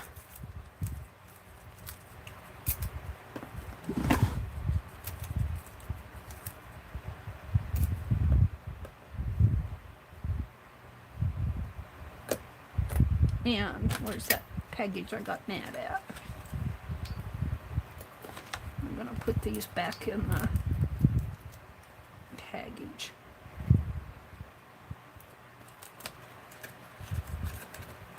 I'll have to get some more of these.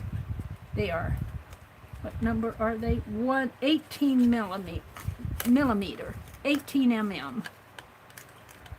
I'll have to remember 18. That washi is sticking onto my, let me fold it here. There. And then where's my half blade? What happened to my half?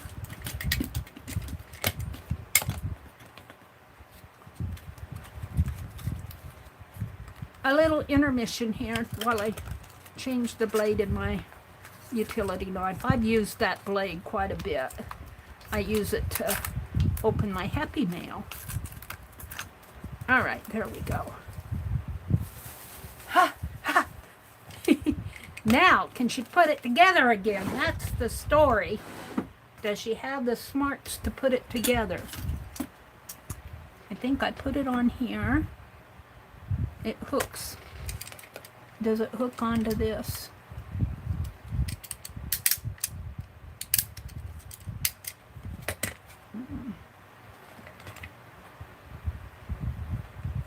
It has to go this way.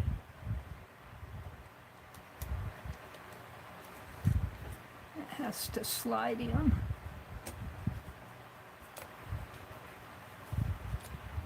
Right? And then this, I think, hooks in down there. So I think you put this in here. Janice Glines could do this blindfolded, probably. I'm hoping I'm doing it right. Oops, I'm not. What am I doing wrong?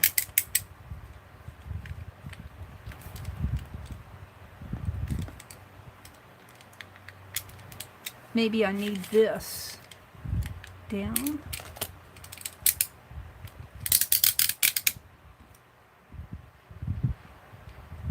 Maybe the blade goes in here.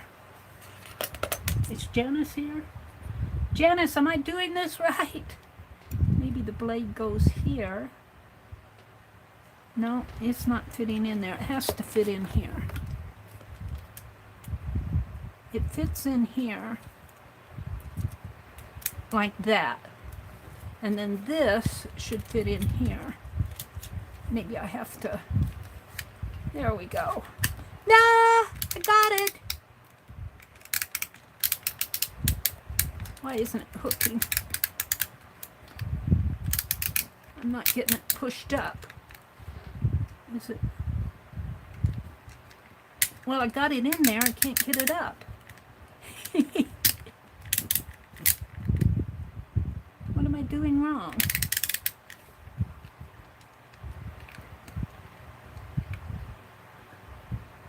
Yay for safety. Yeah, I'm doing something wrong here. It should be fitting onto that, onto this. Should be pushing that blade up. And it's not going up. Let's try it again here. Let's try putting the blade up a little. Oh, it's stuck. Oh, what did I do? Where's the blade? This goes in here. It looks right. So instead of pushing it way down, let's leave it up a little and see if it'll catch. I have to figure these things out. Oops, it's not on there.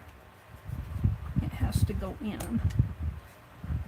And hold the phone. I have to figure these things out. It has to go on top of that metal. I gotta put this in my left hand. Like that. Slide it down. I don't want to slide it all the way. Somehow this has to hook onto something. has to catch at the bottom of somewhere. Yeah, this hole has to catch onto in here, I think. It has to catch onto this. And I'm not getting it to catch. That's the problem. Oops.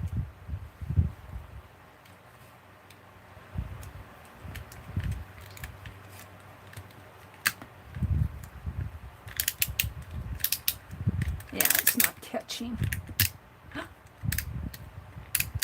I got it. It just wasn't catching right. It's going back and forth now. All right, I think I'm safe. All right, we're just about done with this. Thanks for your patience. I still have just a little bit to go here. Little crack there, but it's just a composition book. All right, keep your fingers out of the way, Mary. It's just like carving a big old strong eraser. It just, well, maybe it's worse than an eraser. I think I'm going to open that up a little and just slice away at this till I get through it.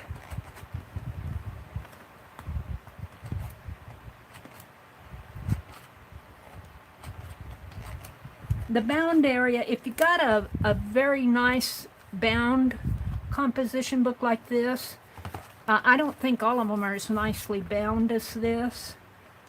I could be wrong. I haven't really studied composition books, how they're made. I have never really cut one in half before. All right, well, let's extend this blade a little so I can go down in there. My hand is way up above the blade, so don't worry about me cutting myself.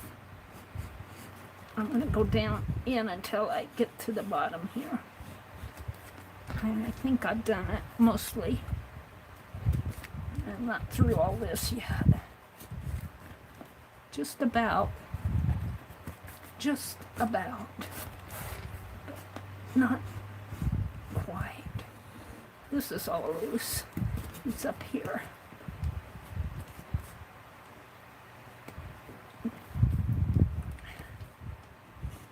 I think I got it. Yay! Ta-da! Thank you for suffering through that. Now, let's examine it. Let me put my knife away. I did close the blade. I haven't quite got it in my drawer yet. All right, let's look at the... I'm a little bit concerned about the stitching here, but it seems to be pretty strong yet. I think I could probably take a little bit of glue and put right here on the edge. But you know, I don't think that they, well, I don't think they're stitching here. Well, it could be a little tacked on up at the top where I didn't cut the top of the book. They might have put a little glue there. I don't know. It doesn't seem to be loose in any way.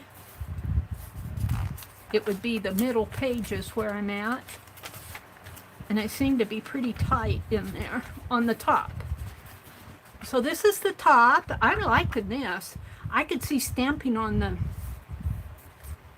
borders here. And this is the bottom. This was made in Norcom Inc. of Griffin, Georgia. www.norcomic, norcominc.com, made in Brazil. Paper from responsible sources, www.fsc.org, mix paper from responsible sources. Item number 46012, Norcom, norcom.inc, Griffin, Georgia. www.norcomic, norcominc, incorporated.com, made in Brazil. I just thought you might be interested. And this part is pretty good. I don't think I'm going to have to heal the stitching. I think it's in there good.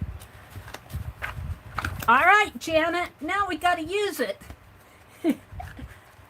Oh no, Sherry says, another reason to buy comp books. Well, you get 2 for 1, Sherry. Does that help? You could glue them together.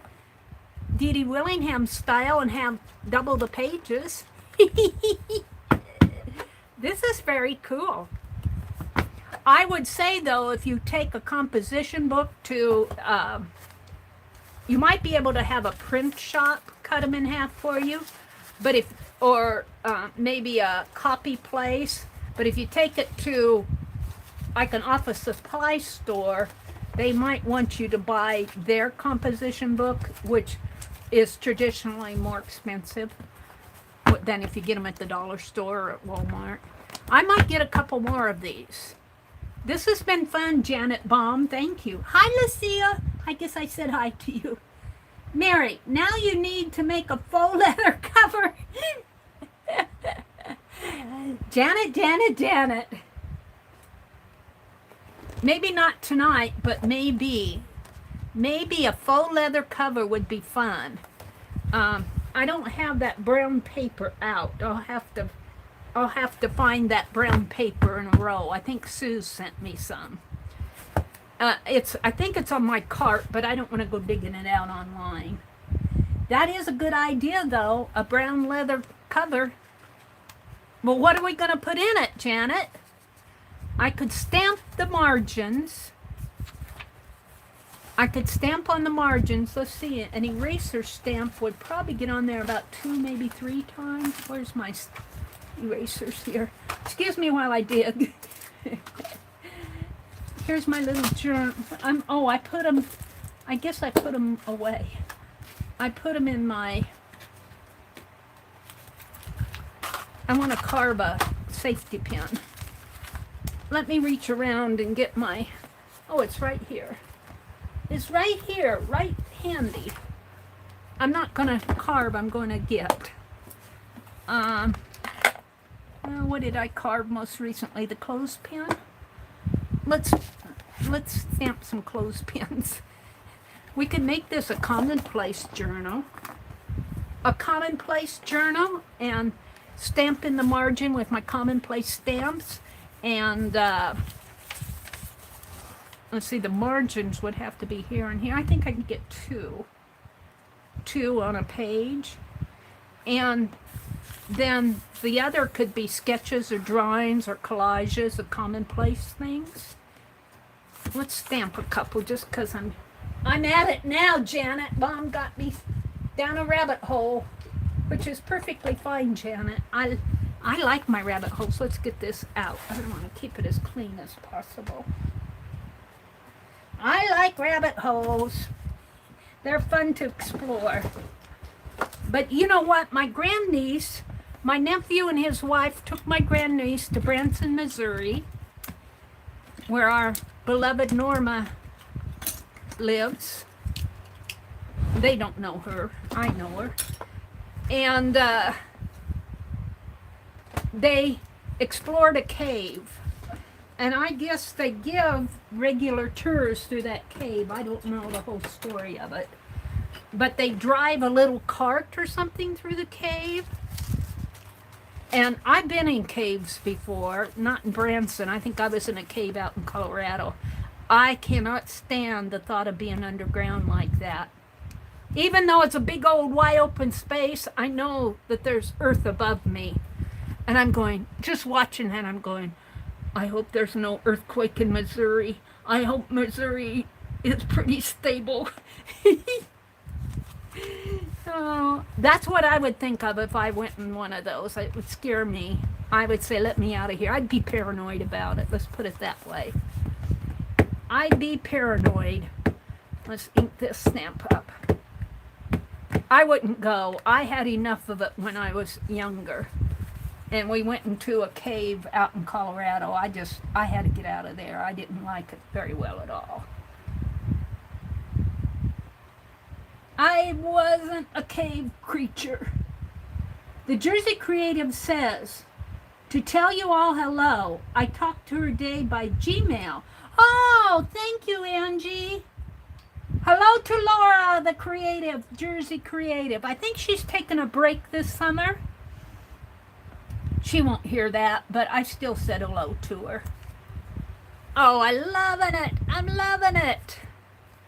We're going to do commonplace margins, and I'll have to think of things to sketch or draw or write in here.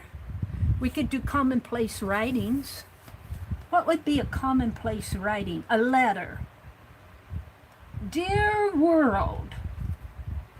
Dear world. Hello world. How are you today? I am fine. How is the weather? Well, I guess for you, since you're around, the weather could be snowing on one side of you and sunny on the other side. But for me, we had rain today. Hi, Mary Lou, Auntie Loopy. She's taking family time. Thank you, Angie. Janet says, Mary, save it for Carved December. Well, I could make one half of it for Carved December. I'll make the bottom half for Carved December. What am I going to do for Carved December? I am going to carve commonplace stamps, but it's not going to be my Carved December. What could I do for Carved December? And it has to fit an eraser. It has to fit an eraser. Not gnomes. I did a gnome for Becky. What did she call her little gnome that she had? What did we call it? She had a name for her, not a name like Mary, but a descriptive name. I don't know if it was the unruly name. What was it? Becky, what did you call your gnome? Stories that include the stamping. Oh, that would be a good idea. Becky, what did you call your gnome? I sent you that stamp, the gnome stamp, and it wasn't the unruly gnome, the disabled gnome. What was it? What did you call it? I liked it. But I don't want to do gnomes for Carved December. I want to do something else. I could do elves. How about elves? Different elves? We could have a elf family.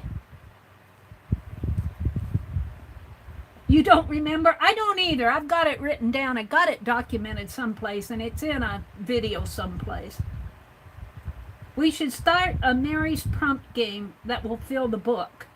Oh, that would be fun.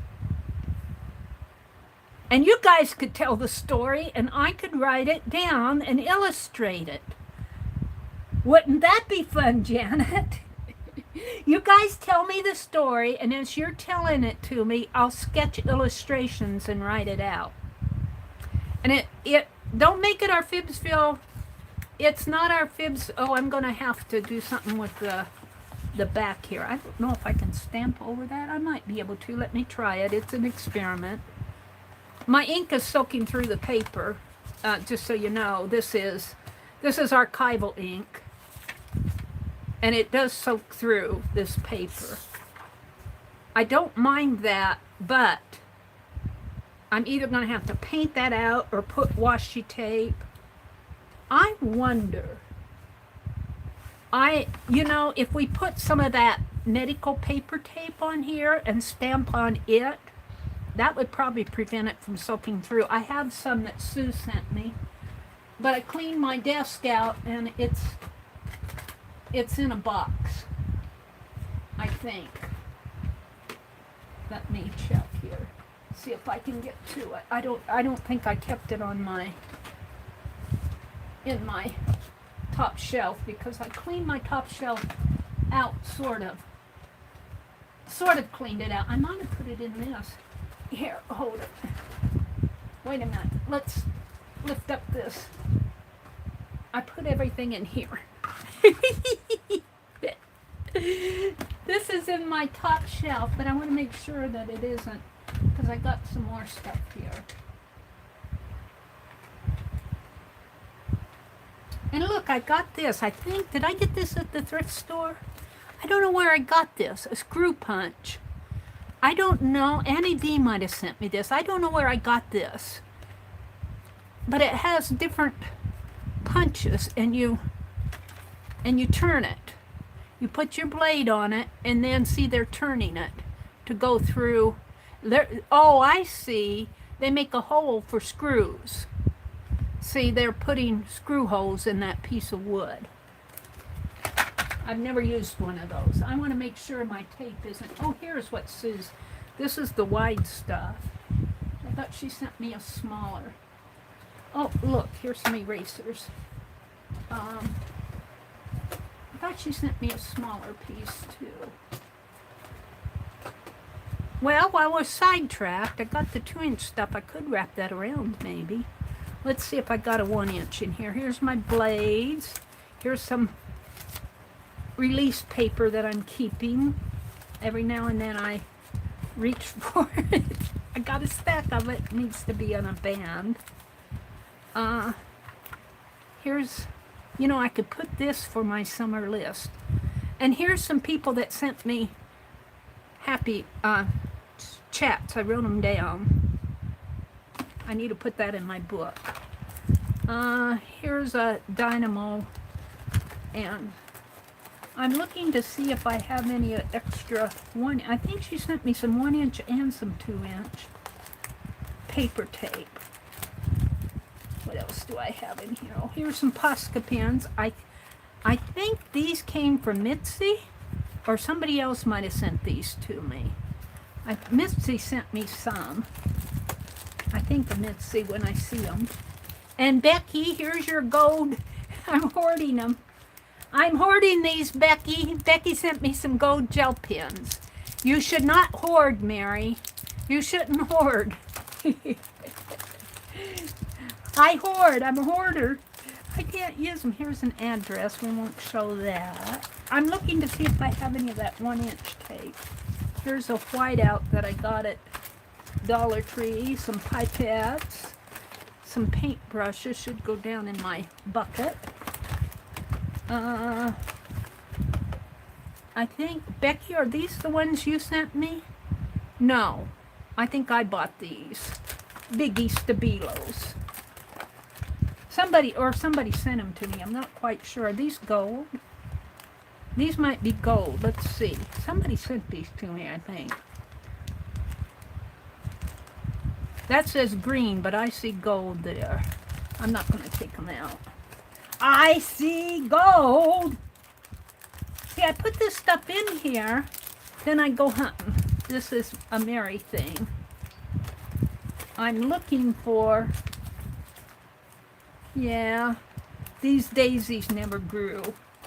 I'm so disappointed. I'm looking for 1-inch tape.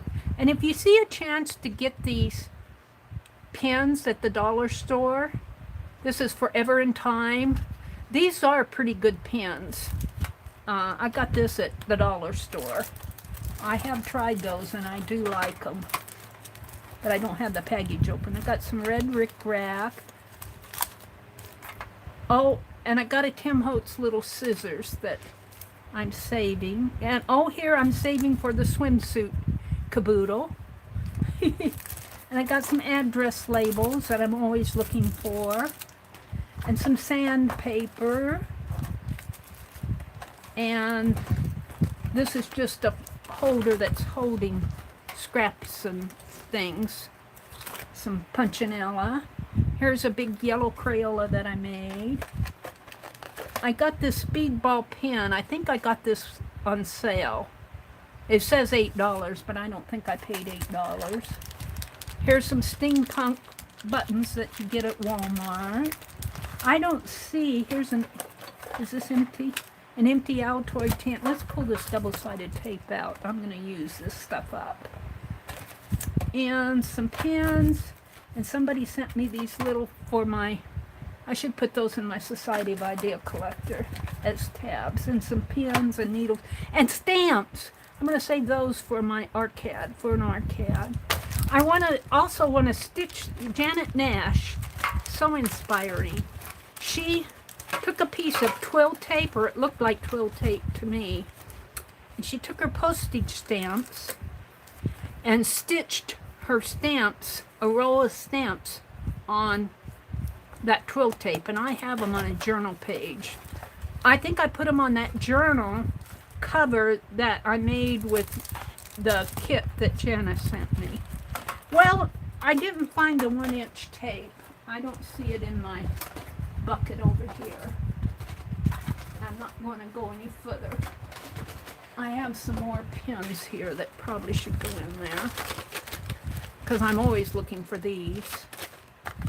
And my washi blades and more swimsuit. These should go in a pocket for the swimsuit caboodle. I think I put those in a kit. And Becky's gold pins that I'm hoarding. And so Stabilos. And these will be separate. These I want to keep out. My pipettes. A white pen.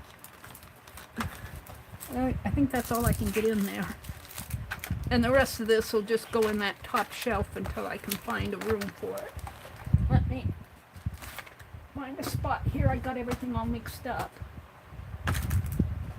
You know, when you pull a bucket like this out, everything else falls in and takes the place of it. What do I have? I've got some paint scrapers.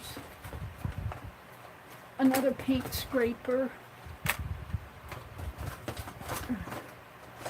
I think this is a glue stick that I just opened a package. Let me put this in here. There. Okay. And now I can put this stuff back. My punch and my... I need to get another bucket. One that'll fit in there. This one's kind of big. Takes up all my room. Hold the phone, I'm putting stuff away. I dug it all out just to find that tape. I want to experiment with the tape. This can go on an arcade. Let me put it in my arcade. And this can be used up. Ah! This can be tossed. These can go in the scraper. Don't you just love it when Mary sits and cleans out her space in her stream? It must be terribly boring. But I have a pretty reasonable sorted out top shelf to my utility cart. Sort of reasonable. Tape. Oh, that's nailing tape. I don't want that. I'll put it here. I'll put it over here. Oh, here's Holly's candle. Let's light it. We need some candle in July. Turn it on here. Ta-da! Alrighty. Oh, almost. I've got where I can find it easy. This glue stick, a whiteout pen, scissors. I think this came from Sue's. She sent me a tape runner. Another thing that I'm hoarding. Black Anaconda tape runner. I'm hoarding it, Suze. I have it, but I'm hoarding it. Ha! All right, all of that. Oh, I got some Tim Holtz roll paper. I was using that on my postcards. These will go in my bucket. Where's my bucket? I'll just put them down now. My extra pencils bucket. This, I'm thinking, can go on my, not this, but these pages. I was thinking about stenciling, but I've already got butterflies on there. I can use this for my summer list. I'm going to keep that out. I'm going to keep my erasers out. Look, I'm down at the bottom. This will go in my Society of Idea Collector. All right, we're going to take an experiment. This is 2-inch. I wonder if I can cut this.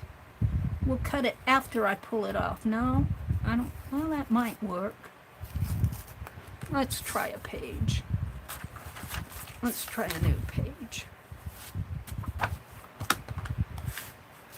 Are you guys here? Mary. Janet says, Sea Lemon has a video on how to work a screw punch. Oh, thank you, Janet. I also PM'd you the video. Thank you, Janet. That's a great help. I appreciate that. And I need something to put here. Maybe the back of this cutting board. I pulled it out of the way because I didn't want to get it cut. I didn't want to get my cutting board messed up. I need something here that if my tape goes down on it, and it will also help me measure. And maybe I can put this half and half. Now I probably won't do this on all the pages. I need something to hold it down. My teacup. Hold that down for me, would you please? Oh, that's a great help. Don't spill. Now if I put, I think this is 2-inch wide tape. And if I put half on this side, maybe, just maybe, I can stamp on it. I have trouble keeping things straight. Maybe if I cut it before I put it down. Oh, I pulled those. I have an extra set of, I'll use these for fussy cutting and these for journal stuff, for studio work, such as what I'm doing now. Oh, look. Aren't I good? Yeah, Mary, you're good. All right, I'll put it right here. And let's stick it down to hold. And this is 2-inch tape and 1-inch margin. And I'm hoping to be able to fold it over onto the other side. I don't need my tea anymore. Let's pull this up. Flip it around. I won't do this on every page tonight because I don't want to bore you guys. As if we're not already bored. And this comes out to that red margin. There's a little crease there, but that's okay. I'll get better, I promise. Maybe I can work it out. Now I'm hoping that if I stamp on this, that it won't soak through to the other side. That's why I did all of that. You don't have to use tape, and you could get some 1-inch tape at the dollar store, probably. Sue sent the 2-inch tape to me to stamp on, which is what I'm going to do. See, I do use things eventually, and I think of you every time I use what you send to me, except I'm hoarding Becky's gold gel pens. All right, let's stamp on this and see if it soaks through. That's the whole gist of what I'm doing here.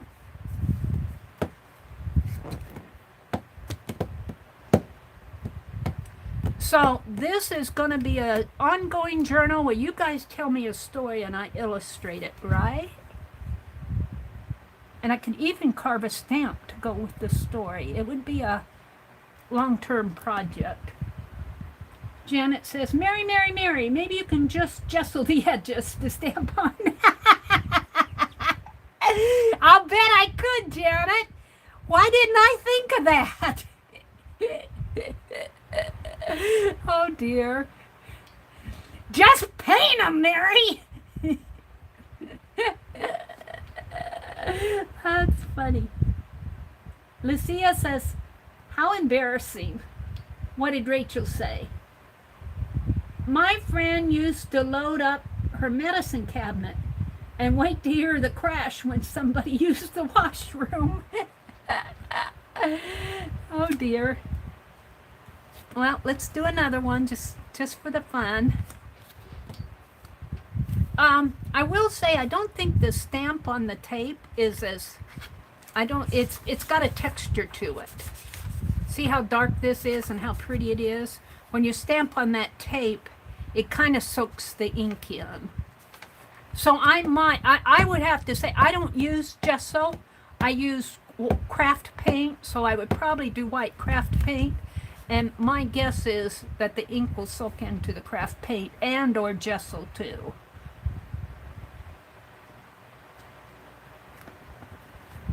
All right, let's stamp on this just for the fun of it. We're just having fun. But I do like the idea of painting it out. I don't know, maybe I do have some clear gesso. That might work. Rather than white paint, I did buy some clear gesso. See, and it does not soak through. Well, you can kind of see a shadow, but not much. Let's stamp on this side. You can kind of see a faint shadow, but not as much. Not as much as that. See the difference? Now, I do have clear gesso that I would be willing to, and even if I got some clear gesso over in the margin, I could live with that because it's clear. All right, we won't use any more tape. But I'll keep it because I think, well, first of all, it was a gift, a Happy Meal gift from Sue's. But I'll use it for other things. There'll be another project, and this is, well, the hardest part of this was finding the tape.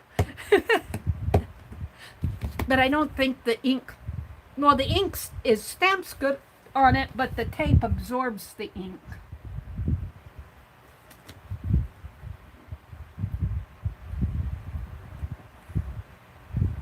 Mary, oh, let's see.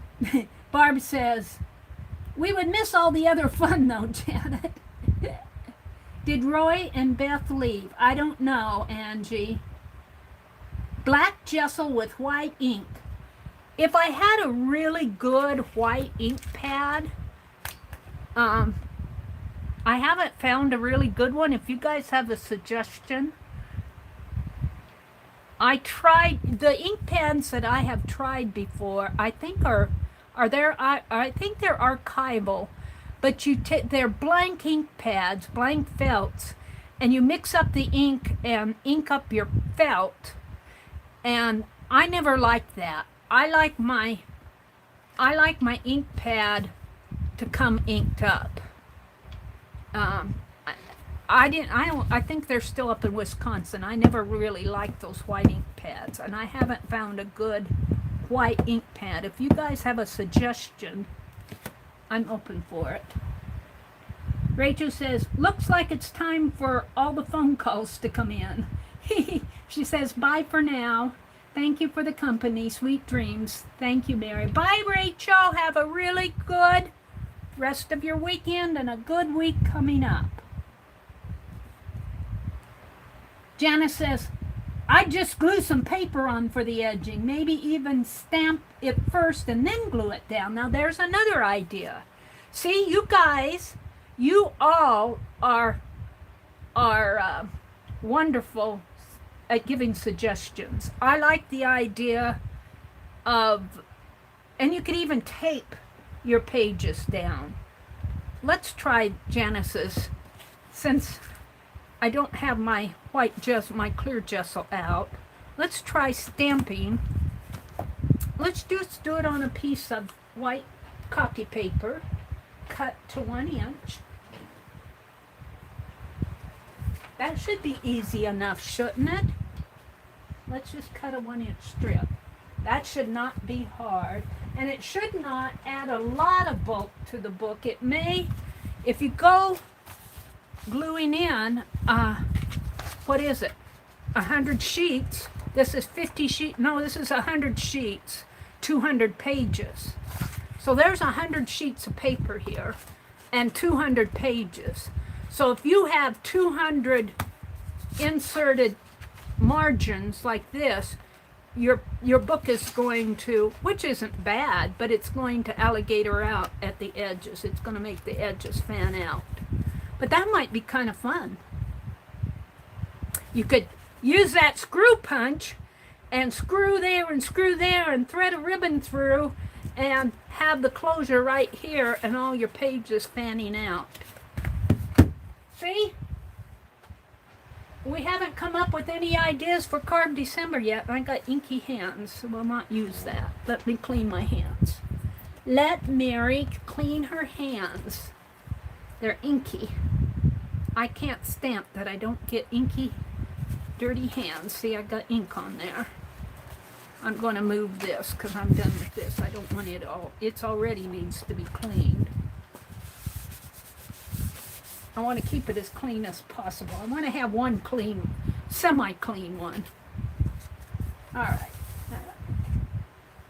Let me cut a 1-inch strip here. We're gonna try the, even paint though.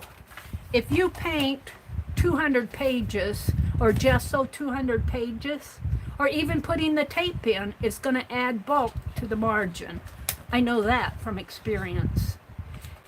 Mary has a little knowledge, but that's not necessarily a bad thing. It could be a fun thing. Alrighty. And I'm going to start stamping from the top and then cut it there. Cut it down. My book is, where? Here, let's measure my page. My page is approximately 5 inches. So let's just cut 5 inches off here ahead of time. I guess I'd want to do 2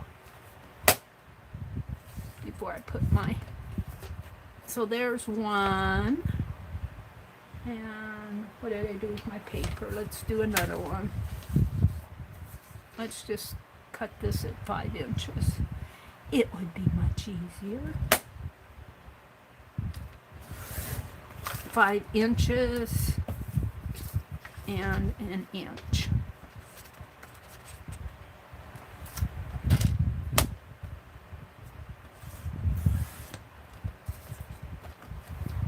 All right, we're just going to do 1 page.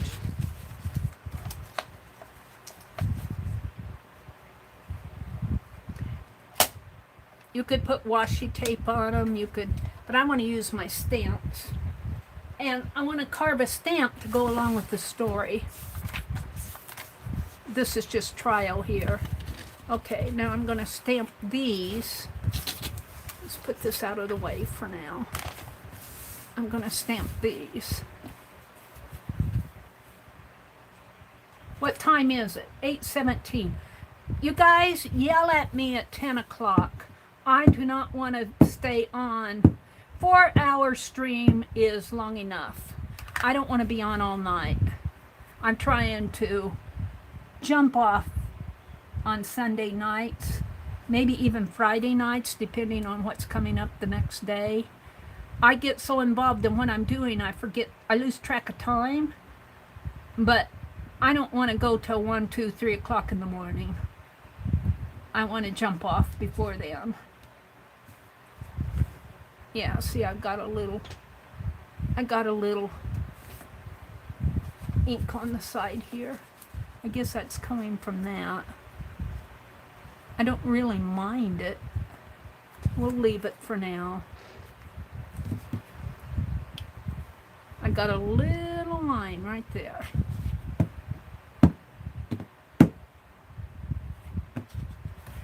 And I do re-ink my black stamp.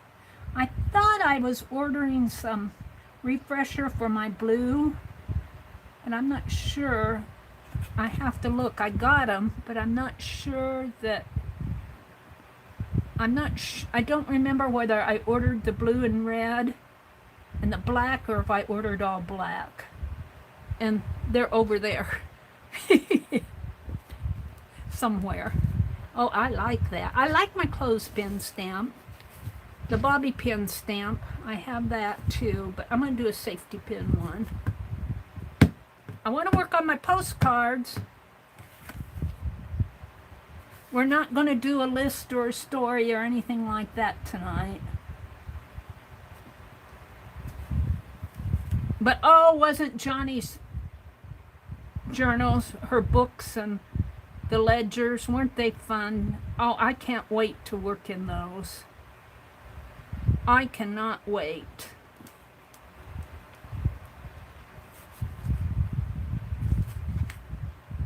Now you could glue these in, but I'm going to use double-sided tape because it's a little bit cleaner for me. I get my hands all gluey and yucky, and they're already inky. Let's see what's going on. Darlene says hi to Sherry. Darlene, welcome to our group. Nettie, this does take paint well and dries flat. What is she talking about, Nettie? Well, Mary, folks, glue a few pages together all through the comp book before start arting in them. Yeah, you guys can glue your pages together. I personally do not glue my pages together because I find sometimes after a couple weeks or even after a couple months, Mary does not get along with glue sticks that well and the pages start coming apart. So that could be a Mary thing. You guys might be better at it. If I use glue sticks, they seem to come apart. If I use wet glue, you know what wet glue does. Unless you use Yes Paste. Now Yes Paste will not wrinkle your paper. If you guys know what Yes Paste is. I might have some here. I ordered some. Let's see if I can reach in and get it in my cart. I can't find it here. Oh. It's over across the room, I guess. All I'm finding is the alcohol ink. No, I'm not finding it. But you guys know what Yes Paste is. And there's another type of adhesive. I think it's, what do they call that? It's PPP. It's a collage medium that does not, it's not the PVA glue. It's another type of wet glue that does not wrinkle your paper. Yes Paste. But Yes Paste can be very sticky to use too. And to tell you the truth, I like using double-sided tape, and I'm just going to use this up because it needs to be used. I think this is a piece of score tape that I've had around forever, I think. I'm not sure. This might be a strip of what Sue sent me. I found it in the bottom of the bucket, and I want to use it up. No, this is score tape. Score tape kind of has a blue printing on the inside. I brought this home from Madison, and I haven't ordered any score tape since I've been home.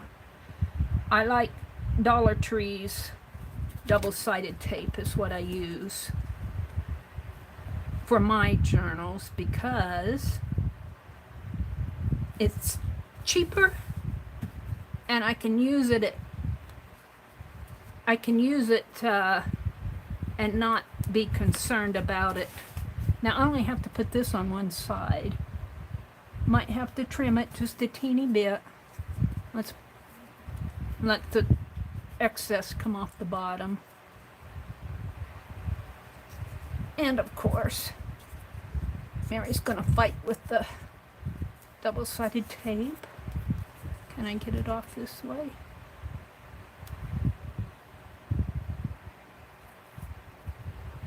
Oh, I might have put my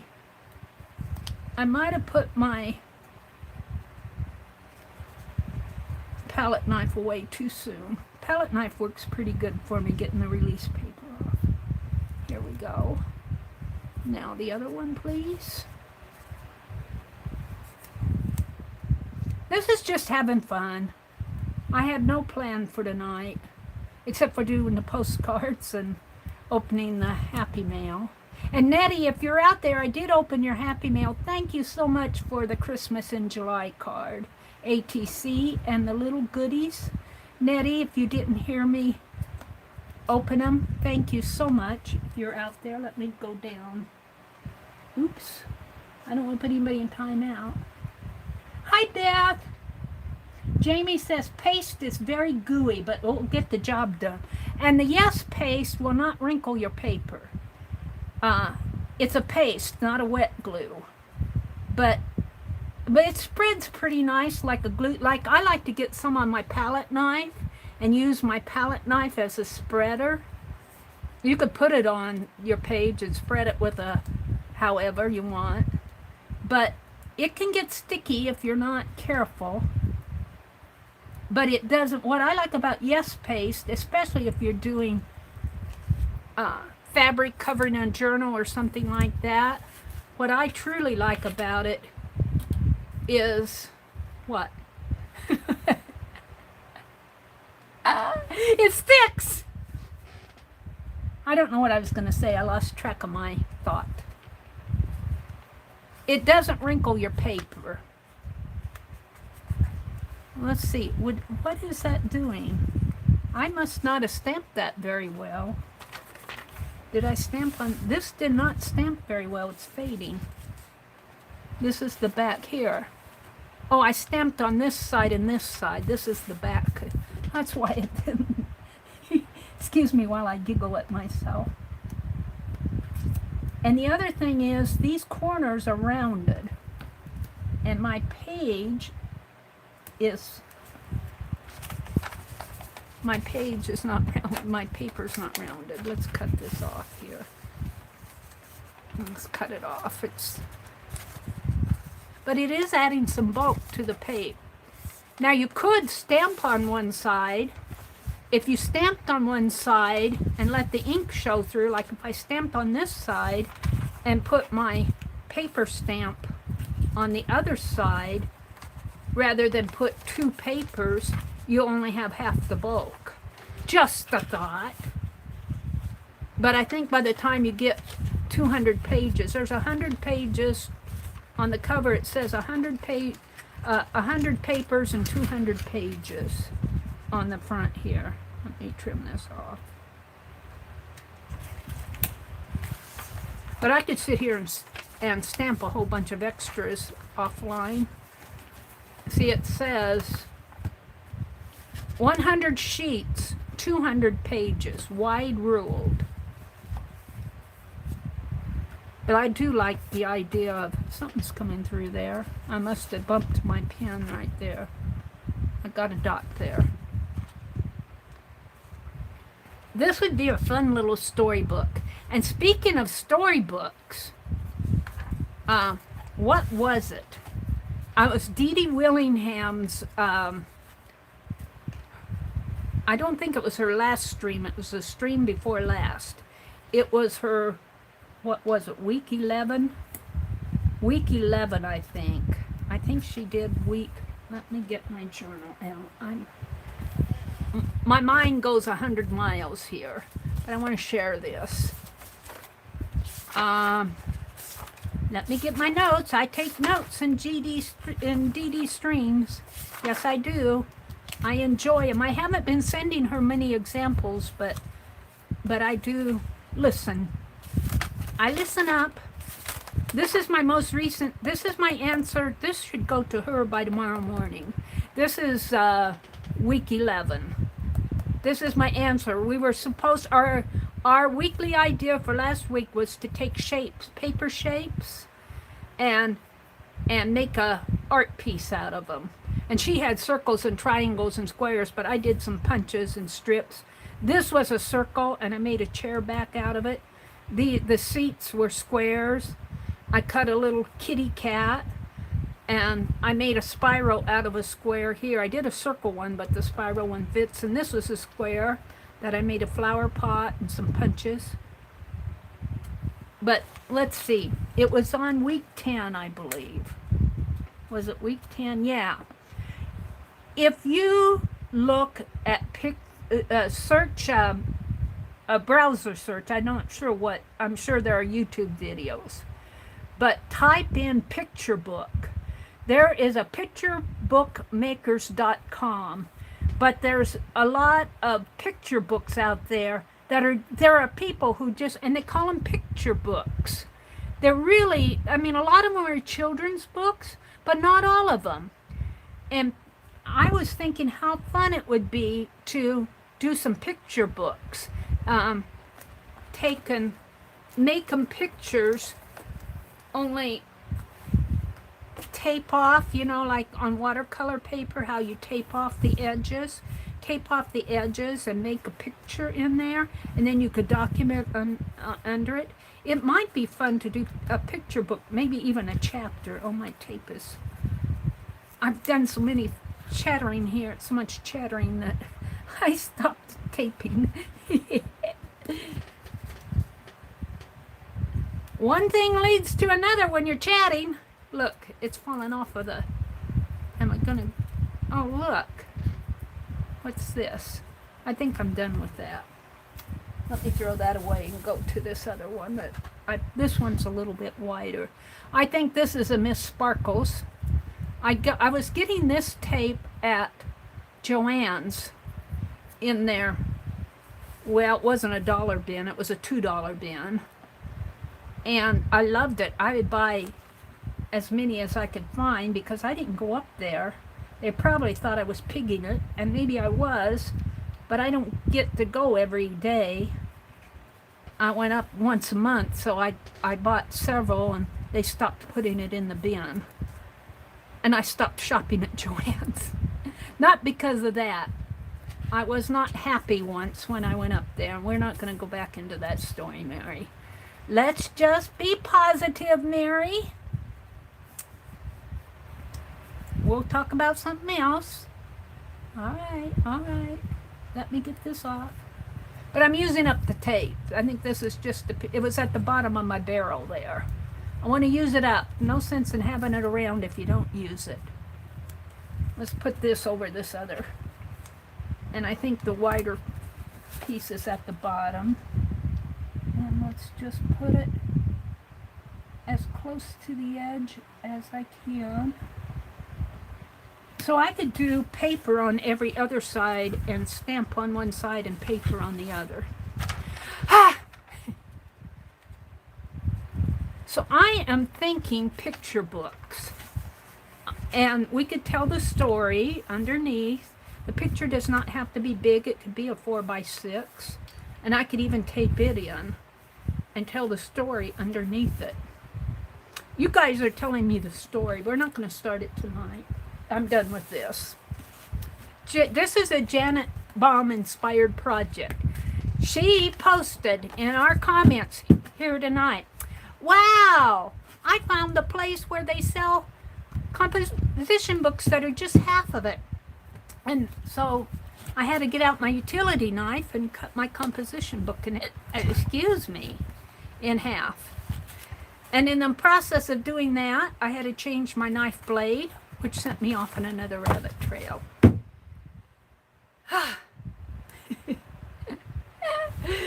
Oh dear.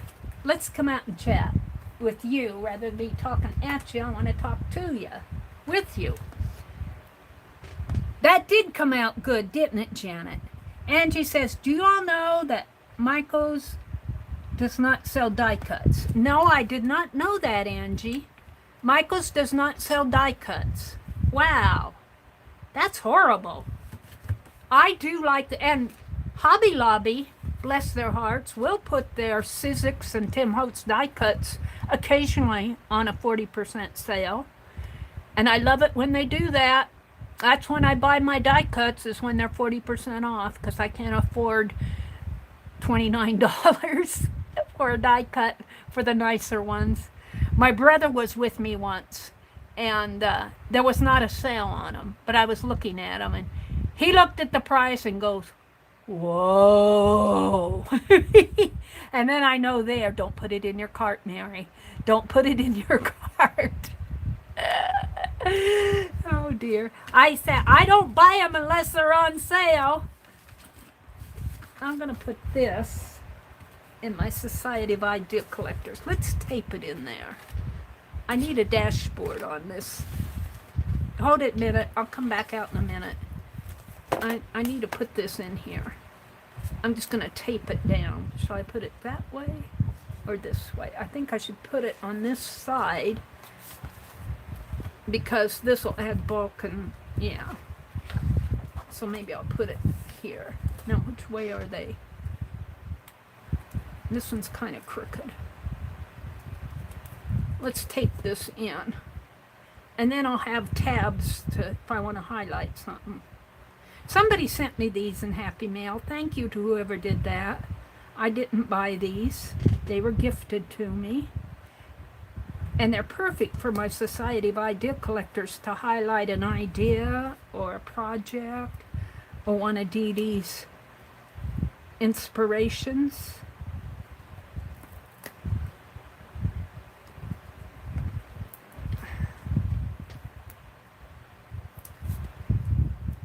And you guys, well, let me tell you that after I get this in, because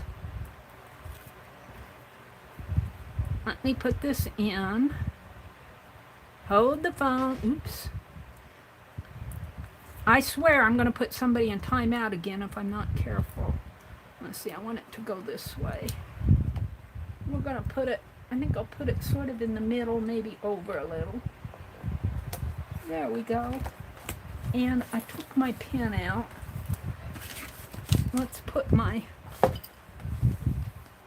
I like the non-bleed Sharpie. I saw it in here. Let me get my non-bleed Sharpie out here. I keep that most of the time in my Society of Idea Collector. Right here. Ta-da! But what I was going to tell you, I numbered every one of these pages. This has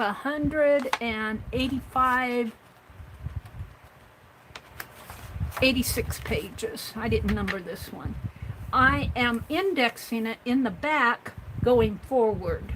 So when the front meets the back, when the index meets the last page, then it'll be full.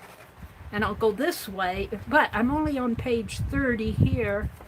I'm on page 37 here, so I need to do some more indexing. And I make little notes on my index.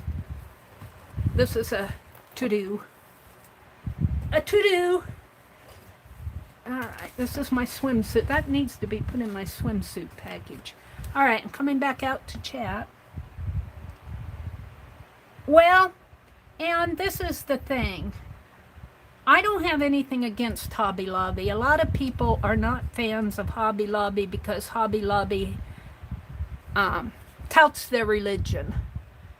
And you're not going to stop them from doing that because they're evangelical. And that's part of their faith. I would say if it offends you, don't go there. It does not bother me enough to quit shopping there, especially since it is the closest big box store that I have. And evangelical retailers do not bother me. I've never had anybody at Hobby Lobby come up to me and preach to me or offend me in the store. Most of the clerks have been very, very helpful. There was only one time that I had sort of I was asking about when the next clearance sale was going to be, and this lady was, what do you mean clearance sale? And that kind of bothered me. But she was stocking the shelves and was probably busy, and you know, I'm going, don't you guys have a yearly clearance sale? We don't have yearly clearance sales. Well, everybody on the internet's talking about your clearance sale. But a retailer's, they could be Christian or they could be atheist. They could be, and I'm not saying you don't go there, or I'm not nailing you, Ann. I'm just saying I have seen on the internet people do not like Hobby Lobby because of their beliefs.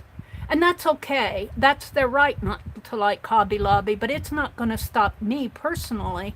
They could be atheists, and if it was the closest big box store to me, I would still shop there, because if they have something that I want, and that may not be your reason, Ann, I'm just saying, I've seen it online before. And I'm not nailing Ann, I'm just talking about what I've seen before. Let's put it this way, it doesn't matter to me, unless they're doing something illegal.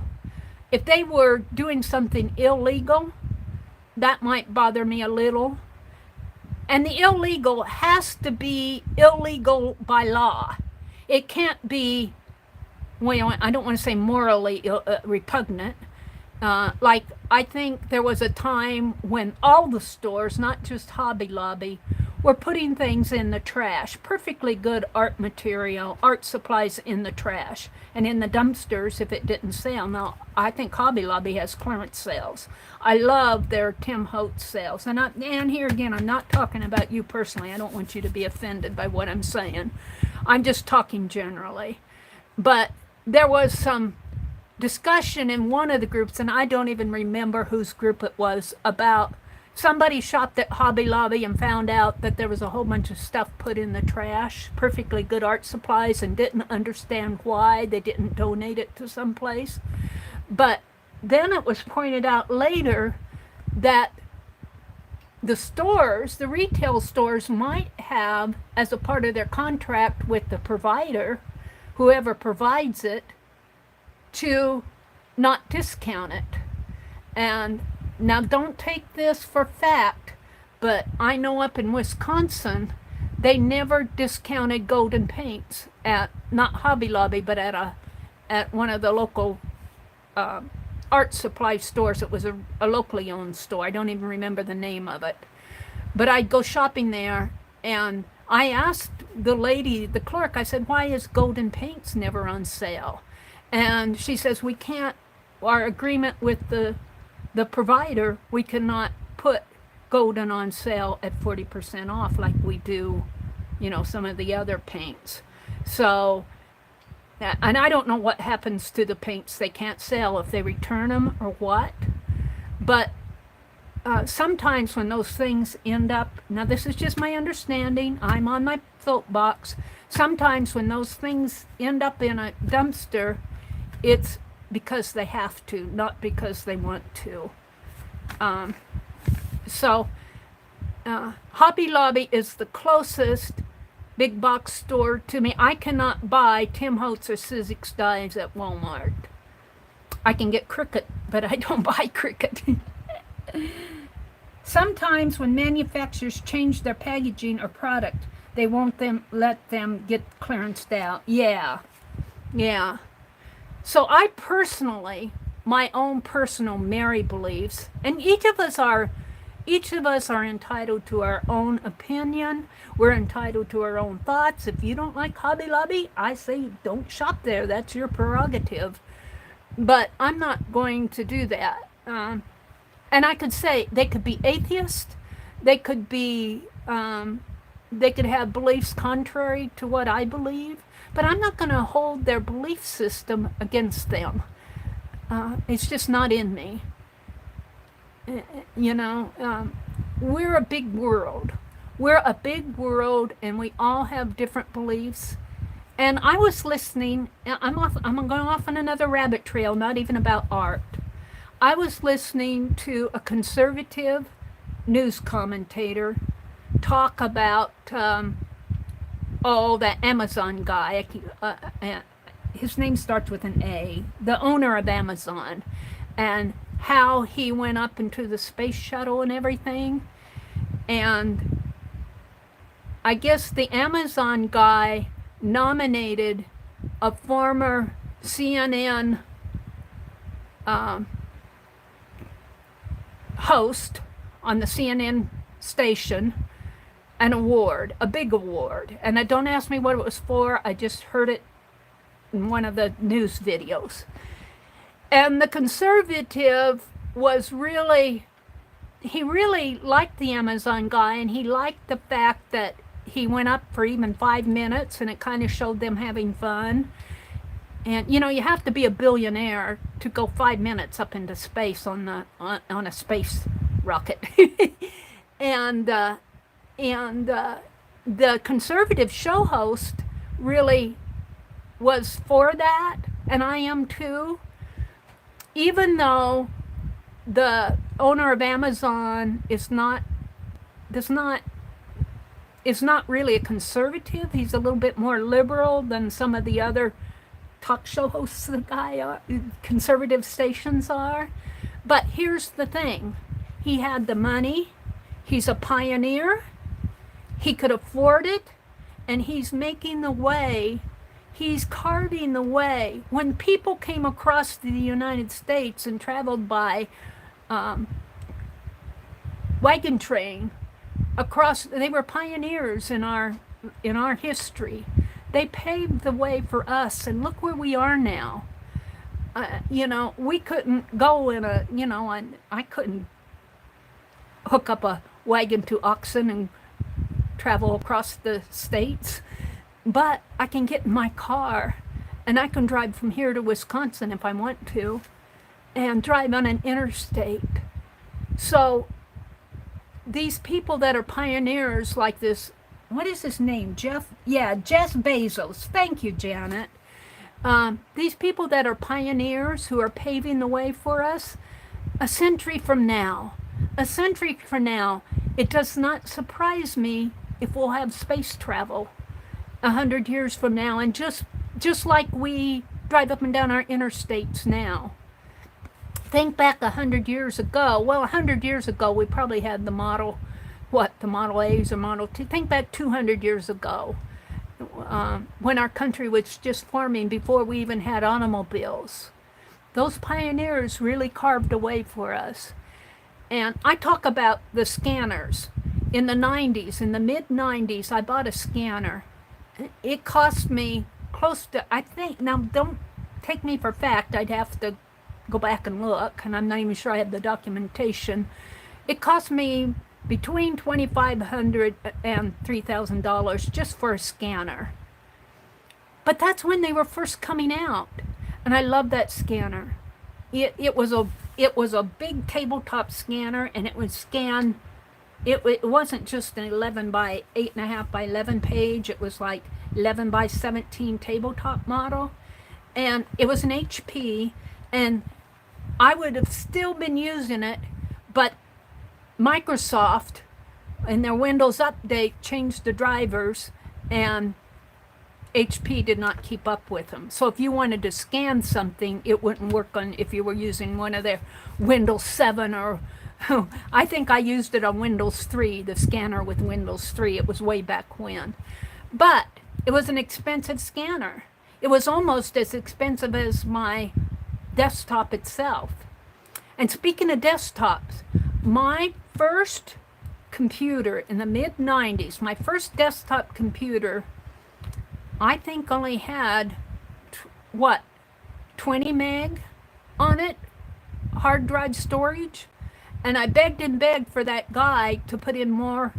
I got it at CompuWare back then. They're no longer in business. But I paid and begged for them to update my internal storage.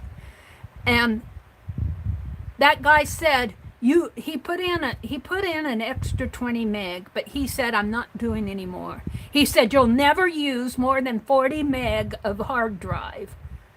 Can you imagine 40 meg of hard drive? I don't even hold a video today, I don't think. 40 meg might. But we go in gigs now and terabytes. So my point is, we have to have the pioneers. And I think Jeff Bezos, no matter what his beliefs are, no matter who it's his money, it's his, if he wants to award somebody different, a very, very liberal person who has beliefs way beyond mine, on the other side of the bench from me, if he wants to award that guy, I'm not going to hold it against him. That's his business. So, that's my thought on it. All right, I'm off on my soapbox. You had a big scanner like that, Mary Lou, and you loved it. I loved mine. I loved it. What made me stop using it was the fact that the drive, they did not they did not upgrade the scanner drives when they upgraded, as Microsoft upgraded the Windows system.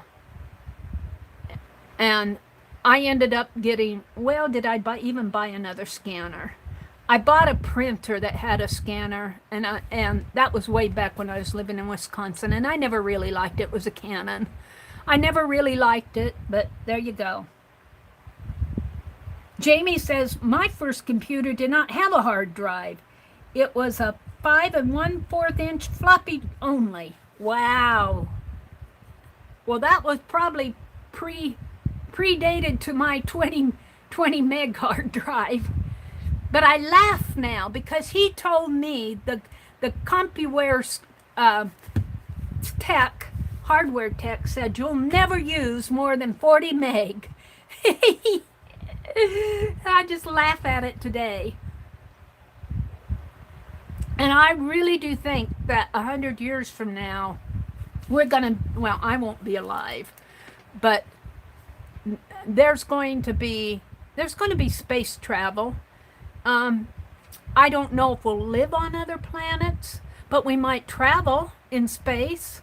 We might go on expeditions, you know, and get to know the solar system, and get to know all the I really do want it. The local college here has an observatory which they give shows and everything. I would really love to go to one of those. I just haven't planned it out yet. Kathy's World says, my first computer was a Radio Shack Tandy. And I remember my hubby saying, it will just be a hobby here today and gone tomorrow. Yep, that was the thought of a lot of people. I have to laugh at that, Kathy, because people would say that about my faith. You know, I would tell people, I was a little bit more outspoken about my faith when I first found it, but I haven't said I push it back, but I'm careful how I tell other people about my faith these days, because people are on different journeys. And just the same with that talk show host and Jeff Bezos. Jeff Bezos may not be on the same faith journey or even the same thought journey as the conservative. Even though they're both Americans and both Politico, they're on different journeys, and we need to learn to live together with each other, and that's my thought. I'm chattering on here. Cheryl says, our first computer was a Tandy also. Isn't that interesting? I never had a Tandy. I think my first computer was an Acer. I think it was an Acer. It was one that was put together at CompuWare. I bought it at CompuWare, which used to be a computer store like Best Buy. They've long gone out of business. I got it in Indiana, in Indianapolis at their CompuWare store. And it was a big old heavy thing. It was a big old heavy thing. Sherry says, Michael's is worse here in Canada. I really can't afford their prices. Yeah, Michael's is up in Lincoln for me, so I don't even try it. Hi, Jill. My mom, Jill says, used to work for Dominic's Food Stores, and she said that perfectly good day older, a couple of day olds food would get thrown away and not donated to a homeless shelter or something like that. So she would go and get it and use it back when she didn't have a lot of money, and it was perfectly packaged. As long as they allowed her to do it. I think the stores have a reason for doing that we're not privy to. I think if you talk to the store manager, I know back when this is before I came home, and when I still had cable TV, I was watching the Food Channel, and one of the Food Channel foodie hosts, you know, I don't know which one it was, but they visited a grocery store. And they were pointing out, especially in their vegetable section, in their produce section, the stores have to throw out, discard a lot of food that's even just has a little spot on it or something, because it won't sell. It won't sell because people pick out the food that they need, and the food that looks a little questionable, people leave. And those produce people have to go through. Janet might know a little about this, or maybe not. I don't know. I thought her son worked in a grocery store. Somebody's son worked in a grocery store, but they have to go through, especially the produce people. And now sometimes I'll see overly ripe bananas on sale, but mostly those people at the produce stores have to sort out the bad fruit from the bad produce from the better produce, and some stores can't sell it, so what choice do they have? They can't donate it for some reason, and this food store host had done a whole show about it, and I forget how it ended up, if they eventually donated it, but the gist of the show was what you could do with produce that was not unblemished. When that was blemished, let's put it that way. Yeah, Janet here told me it was Jeff Bezos. Ann Lar says, my Hobby Lobby barely carries any Tim Holtz product. Oh, that's sad, Ann. Our Hobby Lobby carries a lot of Tim Holtz, but I will say that it's not his chapter 1, 2, 3 of the current year. Like I got these scissors at Hobby Lobby. I bought them at a 40% retail. They're $11, but I don't pay $11. I wait till they go on sale. But 40% off of $11 is what? Around $6 or $7? Maybe. Yeah, around $6, 40% off. $12 would be 50% off. And these are $11, so I would think they're about $6. And that's why I like them, because they do have certain things that their Paper Studio, which is a Hobby Lobby brand, their Master's Touch, they print that on sale. But I do miss their 40% coupons, I will say that. All right, let's go on. Allie K says, yes, Sherry, I could barely believe it when I saw that in their Facebook. I'm not sure what they're talking about. Anne says, we are lucky to have other options. Yes, we are. Yes, we are, and I agree with Anne about that. We have other options if we don't like someplace where we're shopping. You know, go someplace else where you're happy. I'll say that about my channel. If somebody's here and doesn't like something, you know, maybe they're dissing me because my videos are blurry, or I used to worry about that a lot. Now my attitude is, if you come here and you don't see something you like, unless it's horrible, I don't do horrible stuff, you know, just say my lighting is bad, or I talk too much. If you don't like it, go someplace else. It's a whole big world out there. There's room for everybody. Angie says, I don't have a craft store, so when I get to go to a craft store, I don't care what craft store it is. Oh, I remember that store, that local store where about the golden paint. It was a Ben Franklin store, and they did sell golden paint, but they never put golden paint on sale. It was one of the better Ben Franklin stores. They had one in Wisconsin, and they had one in Oconomowoc.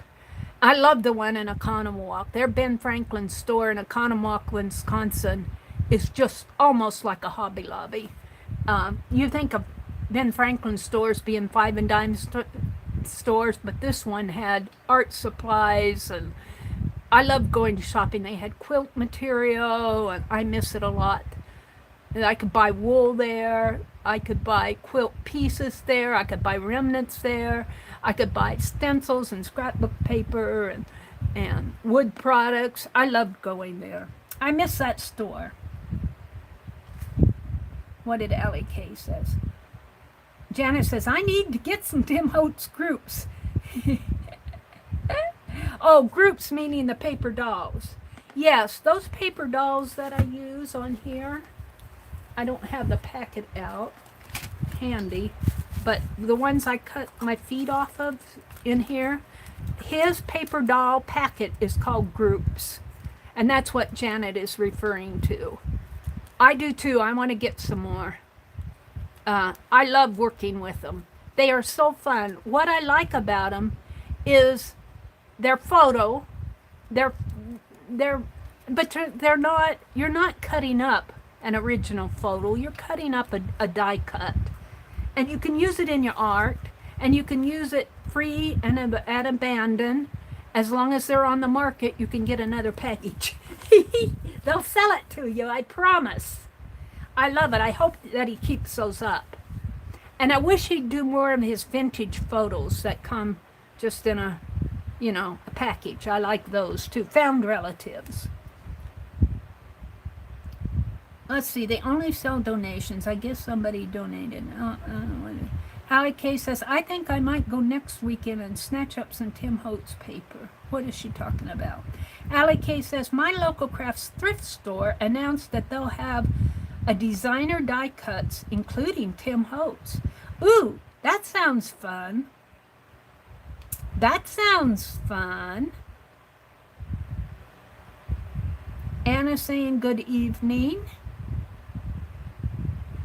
That came out wonderful. They were talking about my comp book. I'll be up here in the top a minute. Beth came back in. Janet says, Shannon Green has videos on using yes paste with napkins.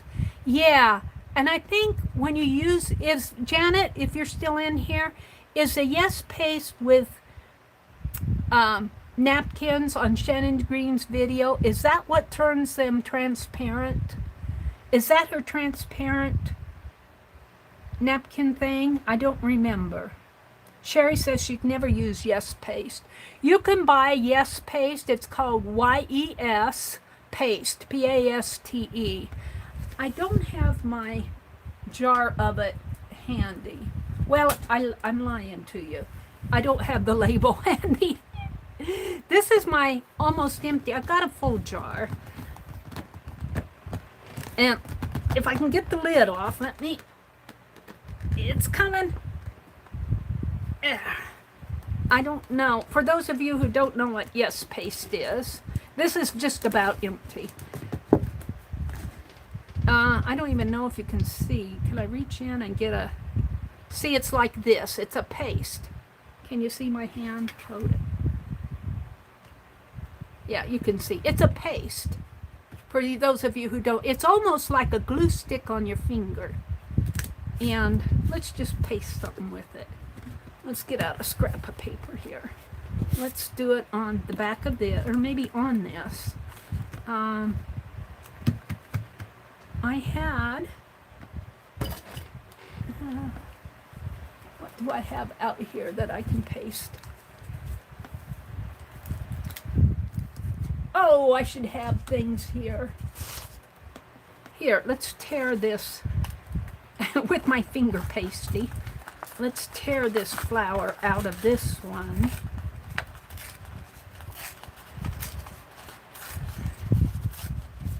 As a tear. I call this not fussy cutting, but my word for this, when you rip around the pages, I call it fussy tearing.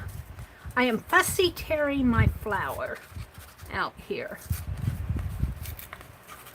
Fussy tear. All right, now, I threw that wax paper away. It's just like using a glue stick almost. I don't normally put it on my finger. I just reached in to show you what it was. For those of you who don't know what yes paste, let me get this. I crumbled up this wax paper. I don't want to do it on my, whoops, that's not it. Let's paste this down. And I have to say, this is getting kind of old, so it's a little more glumpy than a fresh glue is. It's like using an old glue stick. And I'm just going to glue around the edges here. I bought a new container because I knew I was going to, and I could probably spritz a little water in there and it would probably save it a little. All right, I just glued around the edges. But what I like about it is it does not wrinkle your paper. Now I want my circles to show. So let's do it. Let's do it. No, I want it this way. No, I don't either. Let's do it this way. I don't like how big that is. Let's do a little ripping here. Let's do a little more fussing. Put that on there. And make sure I got enough. There's enough there for my... And you know what? I'm not happy with that. And I don't know if any of my inks will show up on there. I think not, but we could try. What color do I have here beside? Here, let's try this blue. And this is very workable. This is still sticky until it cures. Like I've been holding this in my hand. This is a blue distress pad. I'm going to smear it on here like that so that this will stand out a little. Boy, that's really... And this is still wet, but we're going to see how this glues down. There we go. And what I really, now my hands are sticky. What I really like about it is that it does not wrinkle your paper. If this were a thinner paper, I need to glue that down a little bit. I'll let me dry my hands. What did I do with my paper towels? I moved them when what did I do with them? Here they are. When I moved my wastebasket. I've got to watch my time. It's 9:05. I'm not going to stay any later than 10. 10 o'clock, I'm done. That's my new rule on this for tonight. My hands are still sticky. Put some more. I filled my hand sanitizer, and I have to tell you, the hand sanitizer that they have on the market now, some of it is very thin. It seemed to me that hand sanitizer used to be a little bit thicker. I don't know. But I poured it, I mixed it up because my big bottle was getting low. But I don't know if I find it as... Just not complaining. Alright, now let's take a towel and press this down a little more. Oh, I got a little blue on there. Oh well, that's okay. And of course, if I were doing this not on the fly, I would glue it down a little better. But there you go. Now I got something to work with, to play with. Let's put a little blue up in here. Over here. Boy, I like how that distress ink goes on there. I like that. Blue. I have to remember that. And yeah. And let's see. Now I'm off on another rabbit trail. I'm gonna have something I want to put on there. Here's my journal. Is it in my journal or in my... Is it in here? No, I had a fussy cut out. I might... Was it in this book? Ah! No, I think it was in my journal. Let me get my journal out here. I think I have a fussy cut that is just not this one.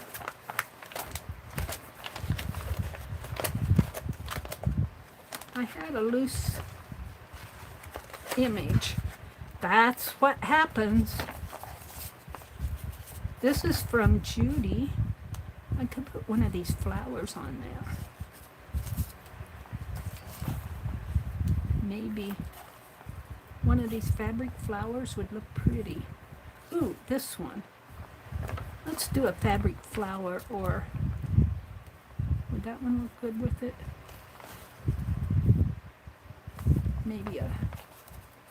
See, this is how I journal. I get all like that on my black. Let's take these out.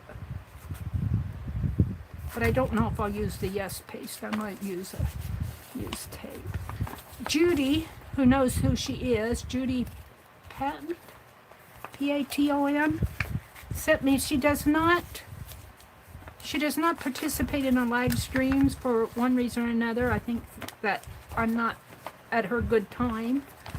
But she watches several of our streams, the replays.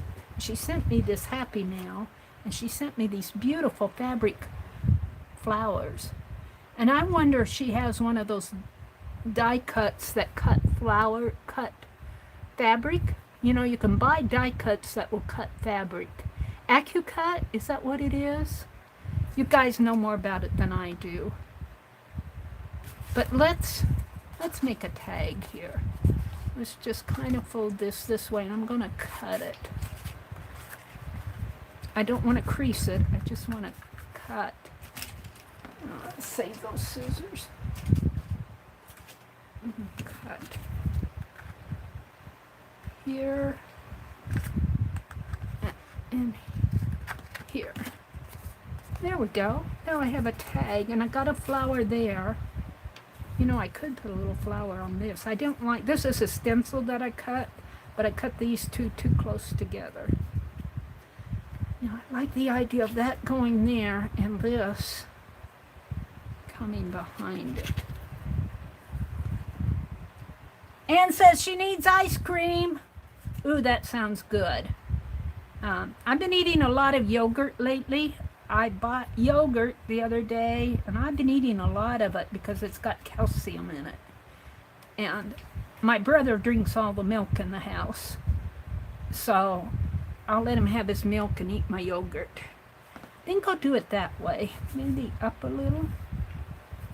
Just a little, like that.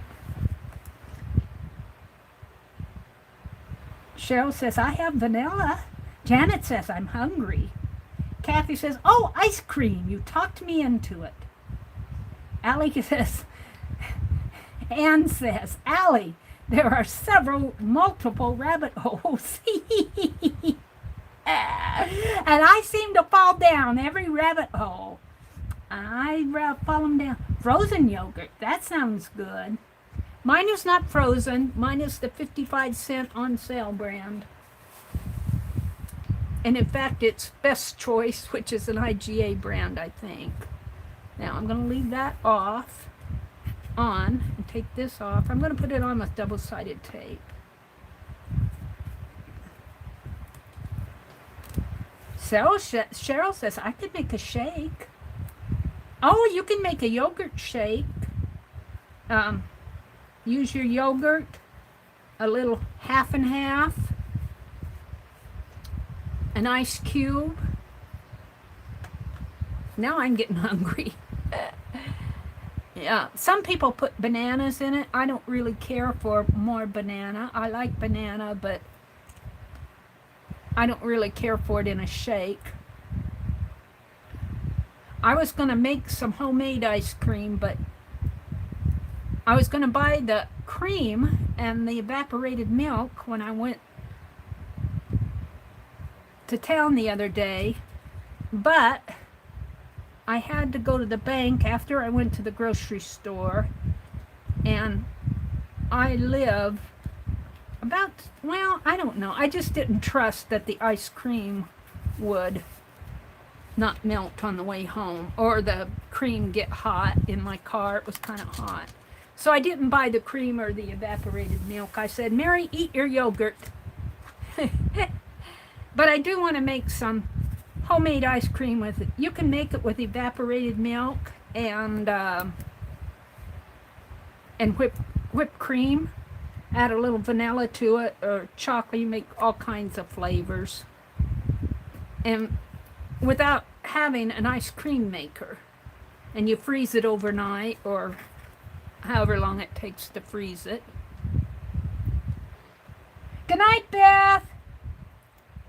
Don't forget, Beth streams on Tuesday and Thursday nights, around 7 p.m., I think, Eastern.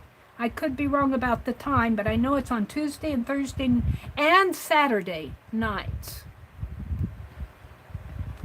She does a lot of different things on her channel. Check her out, Beth Schuler. If you haven't found her yet, you need to go find her. I'm going to move this down just a little. Ah, I like it. Now, I need a word. And if I were in my bathroom, I would find a word that stuck onto my foot, and I carried it into the bathroom, and every day I go in there, I see that crafty word. And I don't want to go in the bathroom and get it.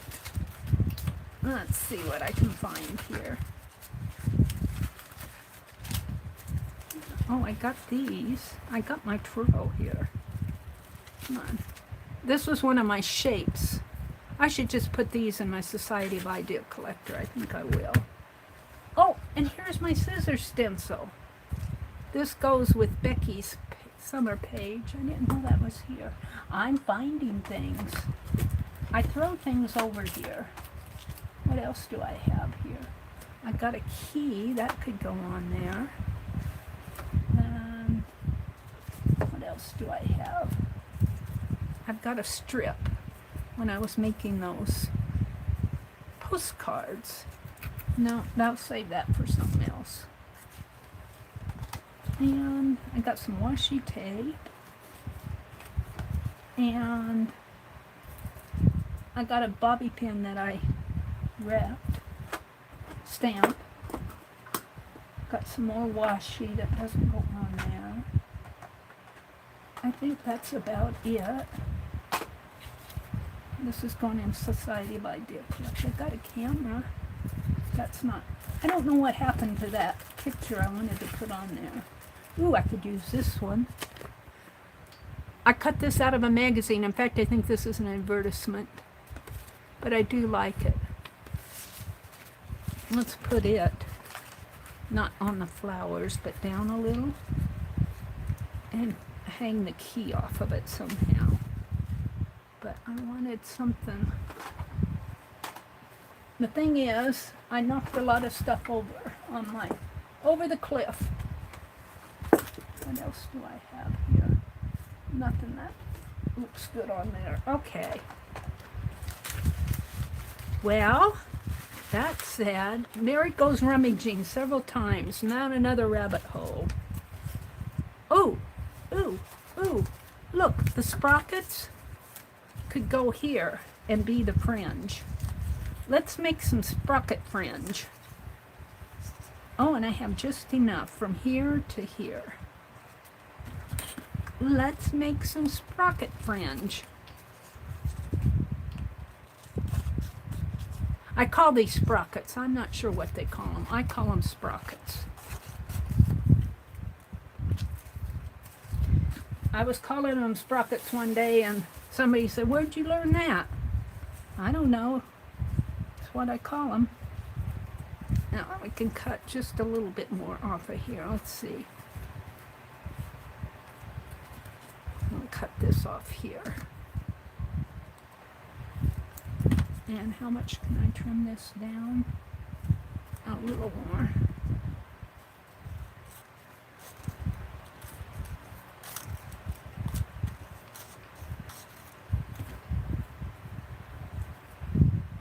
Hi, Susan Hill. She says, I'm blind in one eye. They are doing tomorrow. They are saving the good eye for last. Are you having cataract surgery, Susan? Bless your heart. That's scary. That's kind of scary, isn't it? Anybody messes with your eyes and your heart and your teeth, it scares me just to go to the dentist. You're not pulling my teeth. I don't care if I do have a cavity or two. I'm getting a second opinion.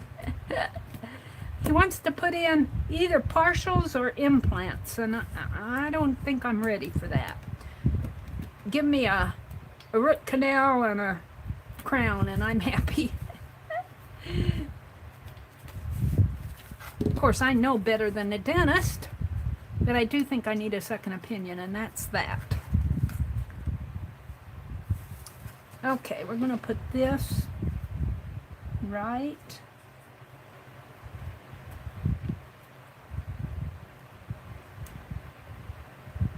here. Ah, sprocket fringe. I got a little overlap here with my tape. I don't know if I can fix that. Part of the problem is I can't see it while I'm live streaming. I have to get my nose above it. Needs to come up a little. There. I think that'll work. Aw, now I need white ink pen around it. Oh gosh, I've had fun tonight. I'm dropping my swimsuit. Fussy cuts need to be put away in the folder. So when I do the swimsuit, gosh, when did she do that?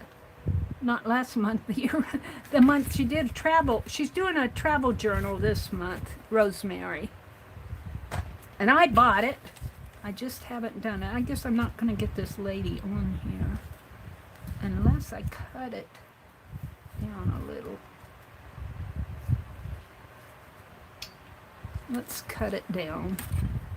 Let's fold it in half. Not fold it. And let's see. I want to trim this first. And I'm just going to eyeball it.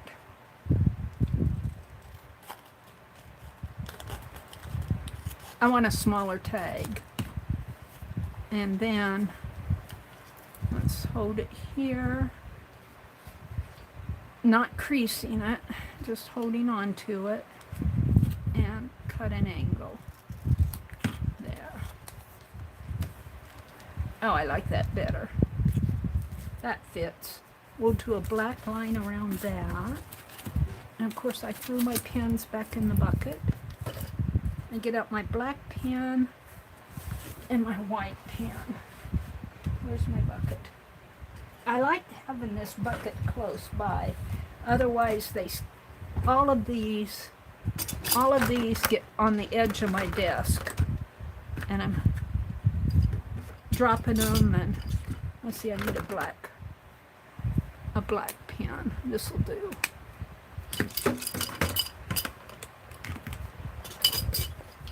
I'm a happy camper now. And we need to poke a hole in there and put a thread. Penelope, where are you? I'm over here, Mary. Here you are.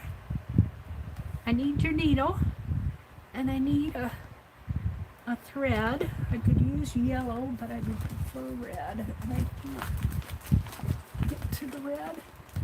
Is it underneath the black? I could use black. Yeah, I guess I'll use black. Black would look better.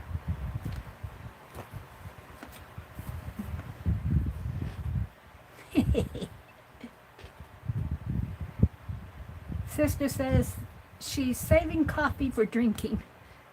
All right, we're just going to double this, and I'll trim it after I get it on.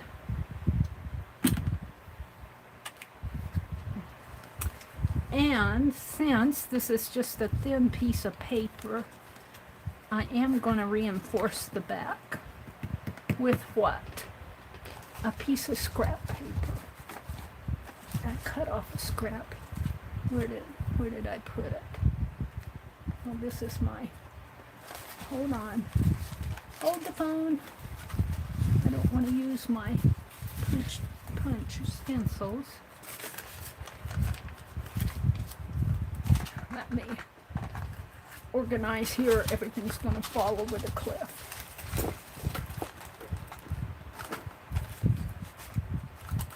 You don't want to see it over there. It's a stack. I just want a little strip to reinforce that back.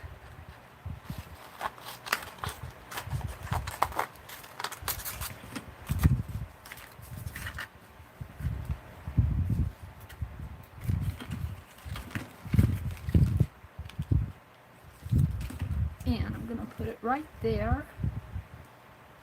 It could be just a little skinnier. Right here. Penelope, move up a little. But you put me here. I know, but I need space. Where's my glue? My tape. I organized it away.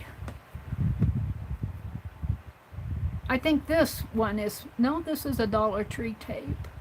I can tell because of the inner band. I've been saving, no, yes. I've been saving the round bands on my tape. Or this might be one that Sue sent to me. I'm still using Sue's. Sue sent me several weeks ago, a couple, 3, 4, 5, 6 months ago, some double-sided tape. She's one of the first things she sent me, and I'm still using. Now I want to try this with inks. What are you trying? You ladies are all giving me excellent ideas. I need to play. What are they telling you? There's Barbara Clark.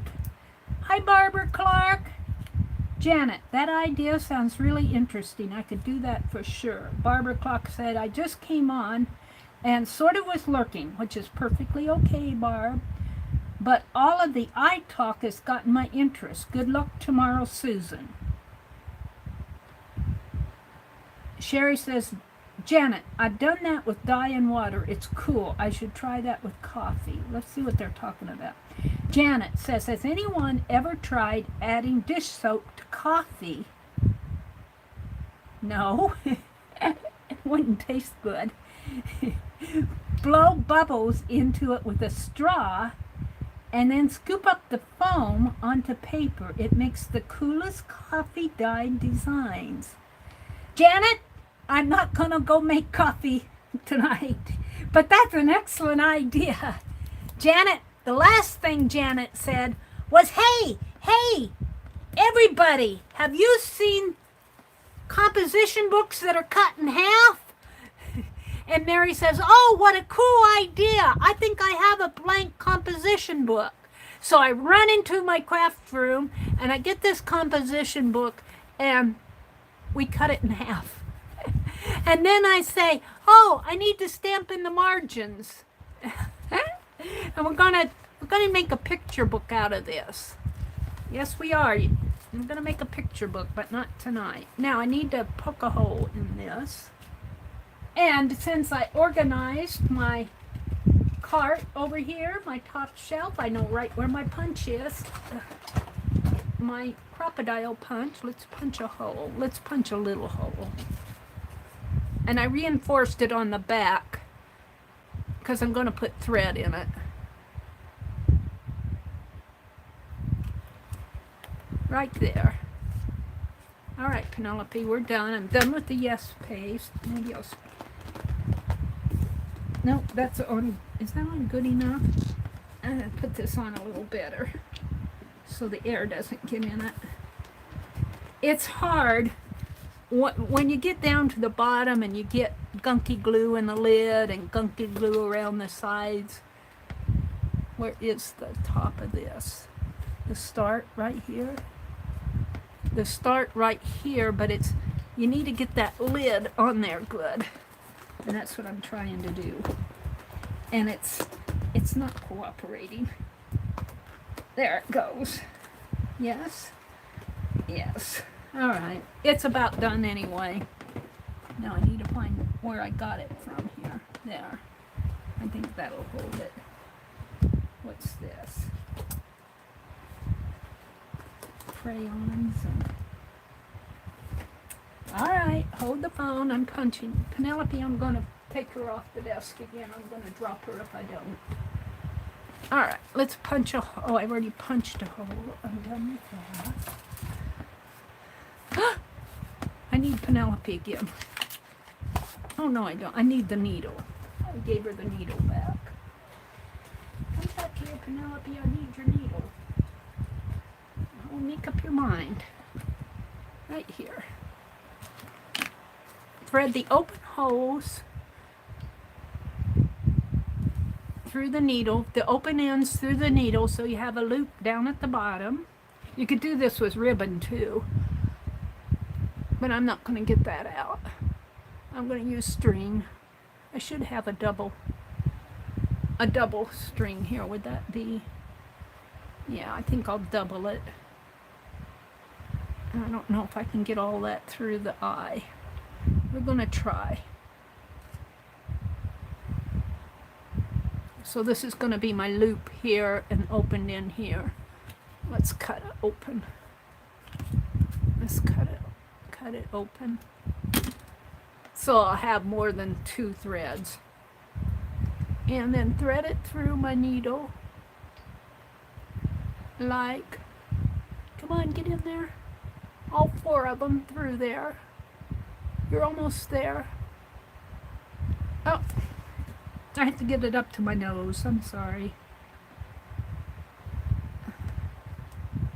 There we go. And we're going to put that through the hole. And then thread your needle back through the loop end. And that makes a knot. And then to secure it, you can take both sides of both double threads. You guys know how to do this. And tie another knot. Isn't this fun? Give Penelope back the needle.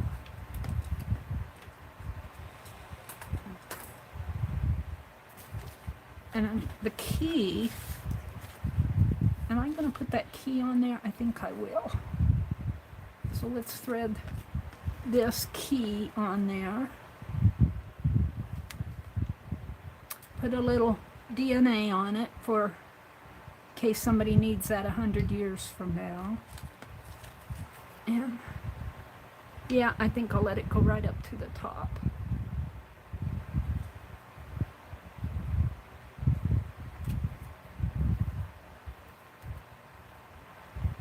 Like that. What time is it? 9:30. I'm only staying till 10 o'clock. I promise. Alright. There's my tag on a tag with a sprocket fringe. I do like it. It might be a little tight.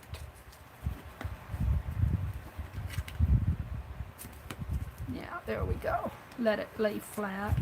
And I like threads hanging. I do like my hanging threads, so I'm going to let them hang. And you can't see this very well. This is a lady in a gown. I think this is an advertisement. Could be for People Paper, as far as I know. I don't know what deodorant or... No, I know what this is. This came out of, I think, the Art Journaling magazine. And they're selling another magazine, and they're talking about ladies taking time and taking time for yourself. I think that came out of the Art Journaling magazine. No, it didn't, because it came out of a history book. I'm reading the back of it. Sorry.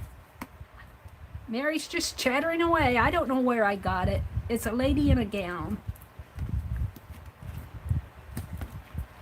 But it goes perfectly on this tag that I'm making. Yes, yes. Let's get rid of my scraps. Got more scraps? No, that's a camera. Alright. I'll have more scraps in a minute. Let's go back down to chat. Hi, Darla Kay. Welcome, welcome. Sprocket. That's what the leftover torn paper is called. I don't know for sure. That's what I call it. I don't know if there's an official name for these punches. I call them sprockets. But I don't know where I picked that up from. I don't know. Somebody questioned me on that once and said they're not sprockets. So I call them sprockets just because that's what I think of. Barb says, I do too, but lately I've done more arting than reading. She's talking to somebody else. It's the new one by Robert Galbraith, J.K. Rowling. It's a mystery series about a detective, Cormoran Strike. They're talking about books. What book? Oh, Barbara, as long as you're in here, I want to know if you've gotten your... I posted, but did you get your eco printer? We want to know. We're following your eco print journey. Barbara was asking him in one of the groups if somebody had an eco printer. What I'm thinking of, now don't take this as fact, But what I'm thinking of, I have an HP printer that I've taken out of the box, but I never set it up. It's brand new. I've never ever used that printer. I have the instructions and everything. It's a nice, I guess it's a nice printer. I got it at Best Buy, but I've never set it up and I've never used it. But something, and I've been following Barbara's questions about eco printing with an eco tank, a tank printer. And what I'm thinking of is if I break down and get one of those, what I'd like to do is, if my channel ever reaches 8,000 subbies, when I have my giveaway for 8,000 subbies, is to include that printer. And I guess you could call it a used printer in the fact that it's more like secondhand. It's never been used. It's like brand new.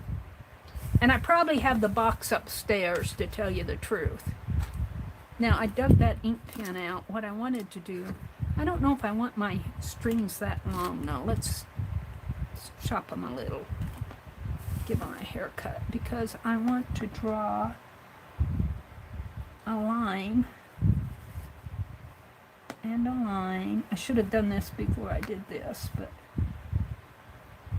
around here, just hand draw. It doesn't have to be perfect. Just to help set off the tag. And here. Oh, I like that. Now the key can come back down, and then with my white pen, oh, I need to do something up there. What time is it? I need to watch my time. I got time. What do I have here? Ooh, I got some of this. And what's that's a scrap. This is too thick. I think I'll use this up here. It'll go with that. Oh, I also have this lace. Maybe I'll use some of that. Just on my tabletop stuff. Mostly scraps, to tell you the truth. Alright. I want to take my white pen and draw around the border of the black tag. No, I don't. Well, I could do it there. I guess we can.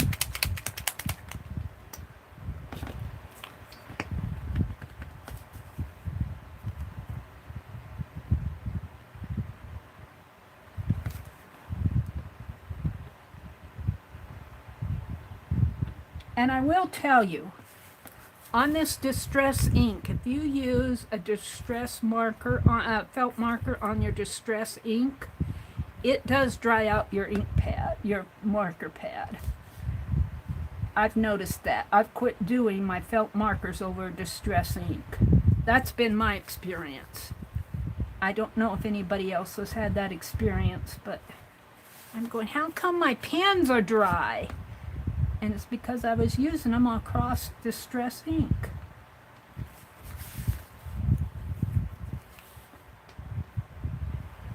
What word shall I put on this if I write a word? Give me a good word.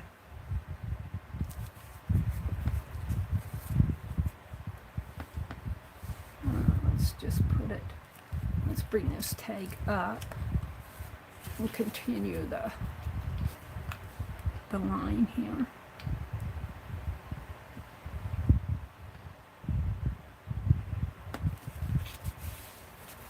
And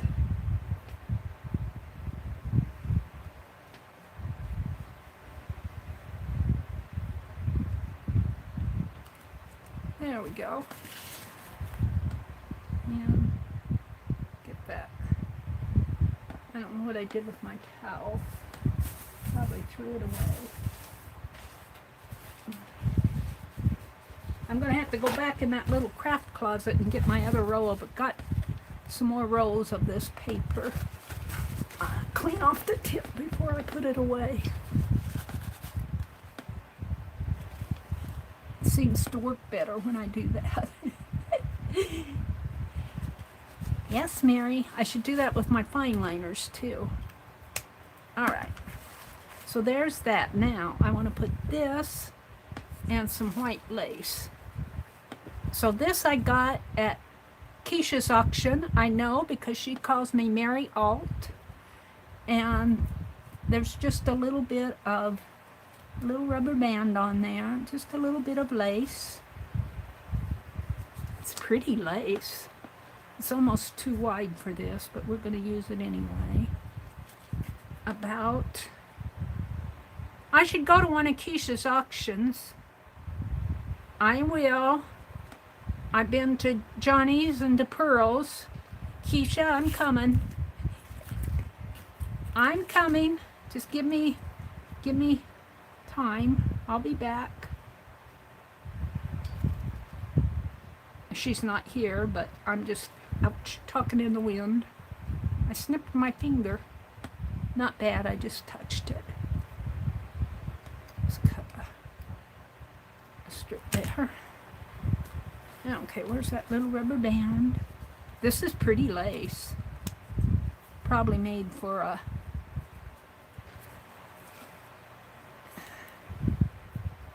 a nightie or something. A hem. It's very pretty. A hem lace, I think this is. But we're going to use it on my tag. Where's my other piece? I'm going to use these together. And I'm going to try. Oh, I got to punch a hole. We'll put a big hole. We'll use the big punch.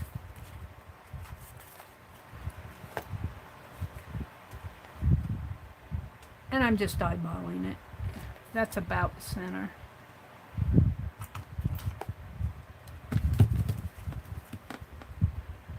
And I saw in here a crochet hook that I had out the other day. I need to take this back in the other room. I was making that little yellow thread shawl for my journal. Let's see if I can pull it through with this. Get in there. Get in there. There.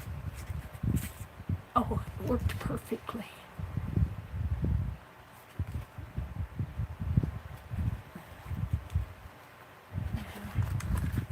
Now, can I get all of these through here?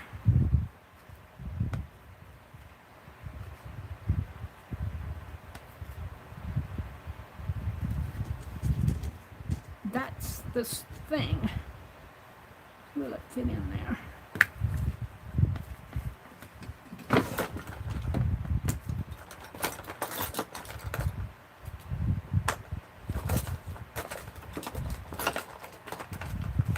Someplace in this drawer, I have a bigger.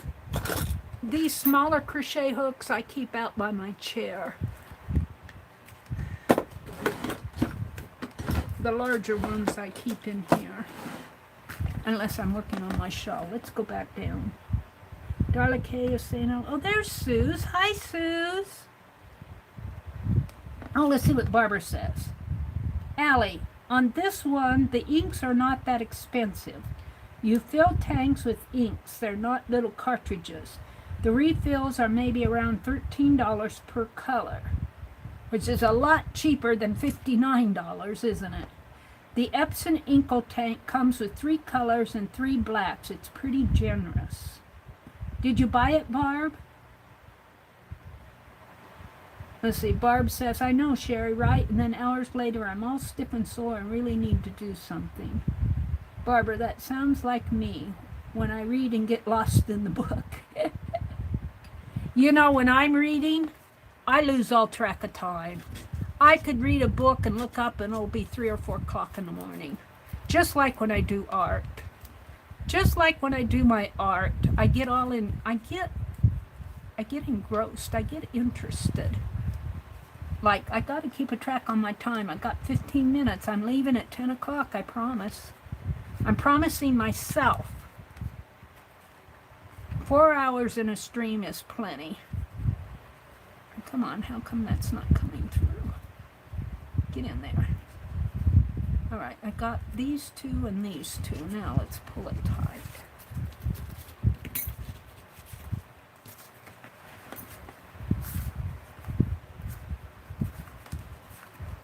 sort of tight.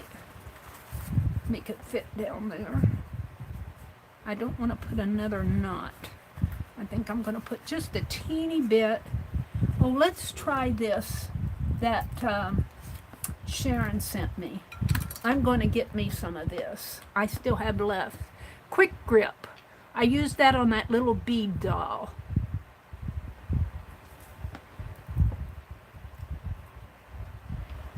And let's see. I might have to punch a hole in there. Penelope. I'm right here for you, Mary. I need a pen. Take one dirty. Take one you've already stuck in the glossy accents, please.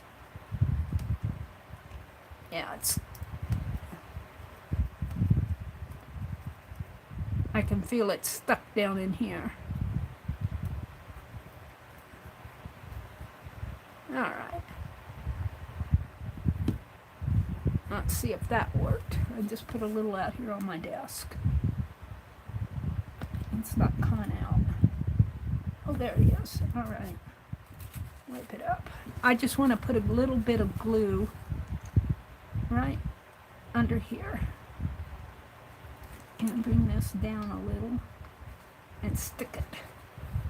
And this dries fast. That's what I really liked. I used this on that bead doll that Sharon sent me this. It's good stuff. Sharon Lombard. Alright, let's put the cap back on it. It's called Quick Grip. Wood, metal, glass, and more.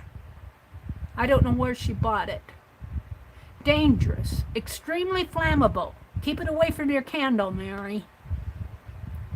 Instant. Let's see. Extremely danger, extremely flammable. Vapor, harmful. Erratic. What is that? Oh. Vapor, harmful. Irritant. Carefully read cautions on back.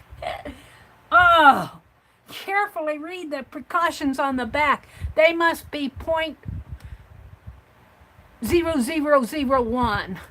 I can't read that with my eyeglass. I can read the word caution and directions. I'd have to snap a picture with my phone and enlarge it with my zoom in on it.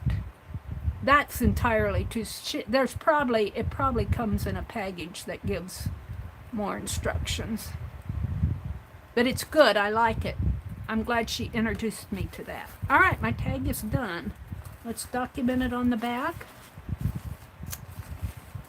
Let's document it. Put my tape over here. My towel over there, because I'll want it again. And clean this mess up. Put my scissors in the deal. In the cap. And my ink pens and pencils will go in the bucket. Crochet hook back in the drawer, because I want it again. Where's my pen bucket? And scissors over here. This is how I clean up. Oh, I didn't want to put that white pen away. Oops. I need my white pen. Here we go. Let's do a border. A fast one.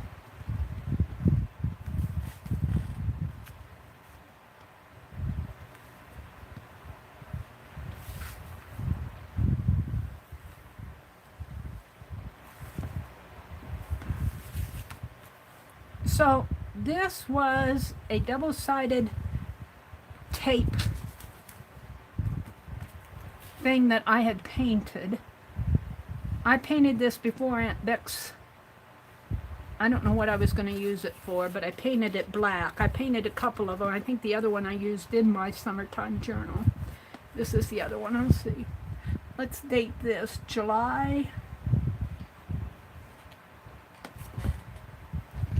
25,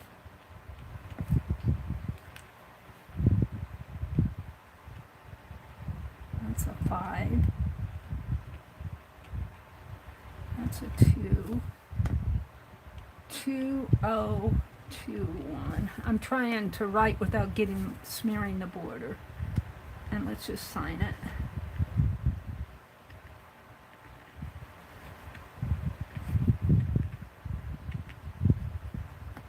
And there's my tag.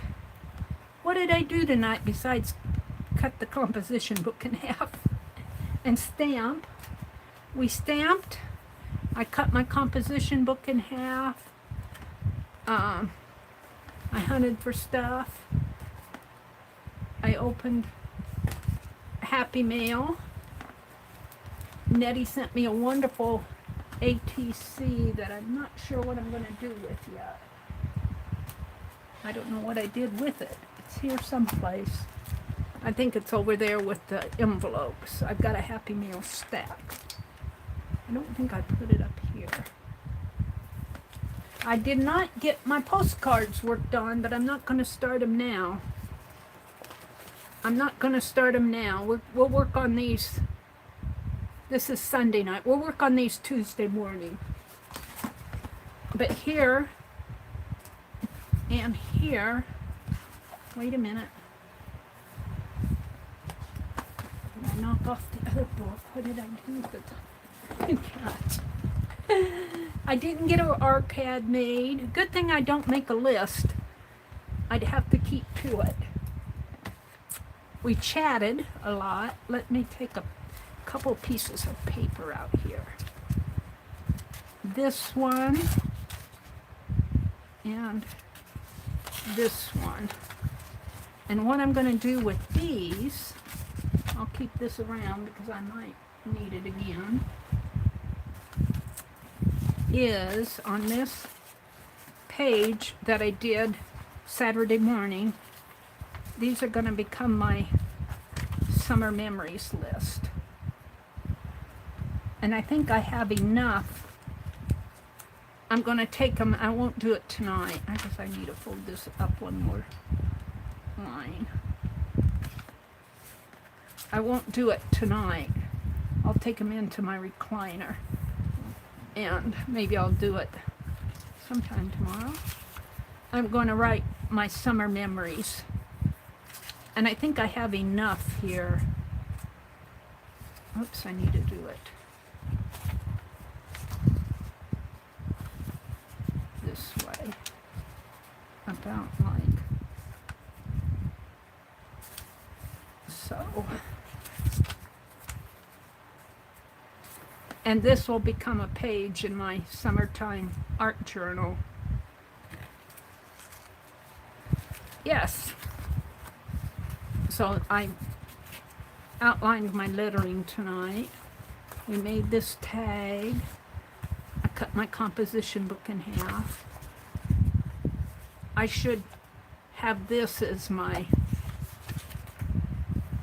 cover, my thumbnail. No, I guess I'll make this as my thumbnail, like this.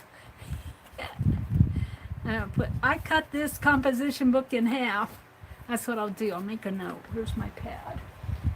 Mary's talking to herself now. You guys can listen in if you want. Or you can chat among yourselves. I'm setting up my thumbnail. I still need to put this in my Society of Idea Collector book. These are the pattern papers that I have. And I made a page. Where's my Society of Idea Collector? Hold on a minute. I'm not going to put them in. I'm just going to set them in once I find it. I'm going to put it way over here behind my chair. Hold on. I got to reach for it. I'll tape these in out by my recliner. Maybe I'll even make a pattern. I'm not sure. Pocket. This journal needs a pocket. I'll just set them right there. We'll keep it closed. Alright, where's my... I put things away too fast. I need a pen again.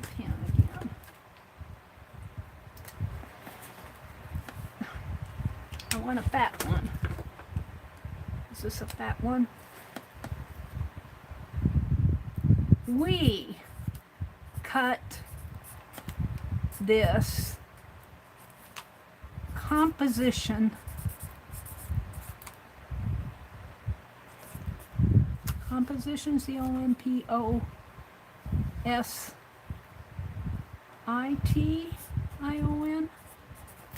composition book in half.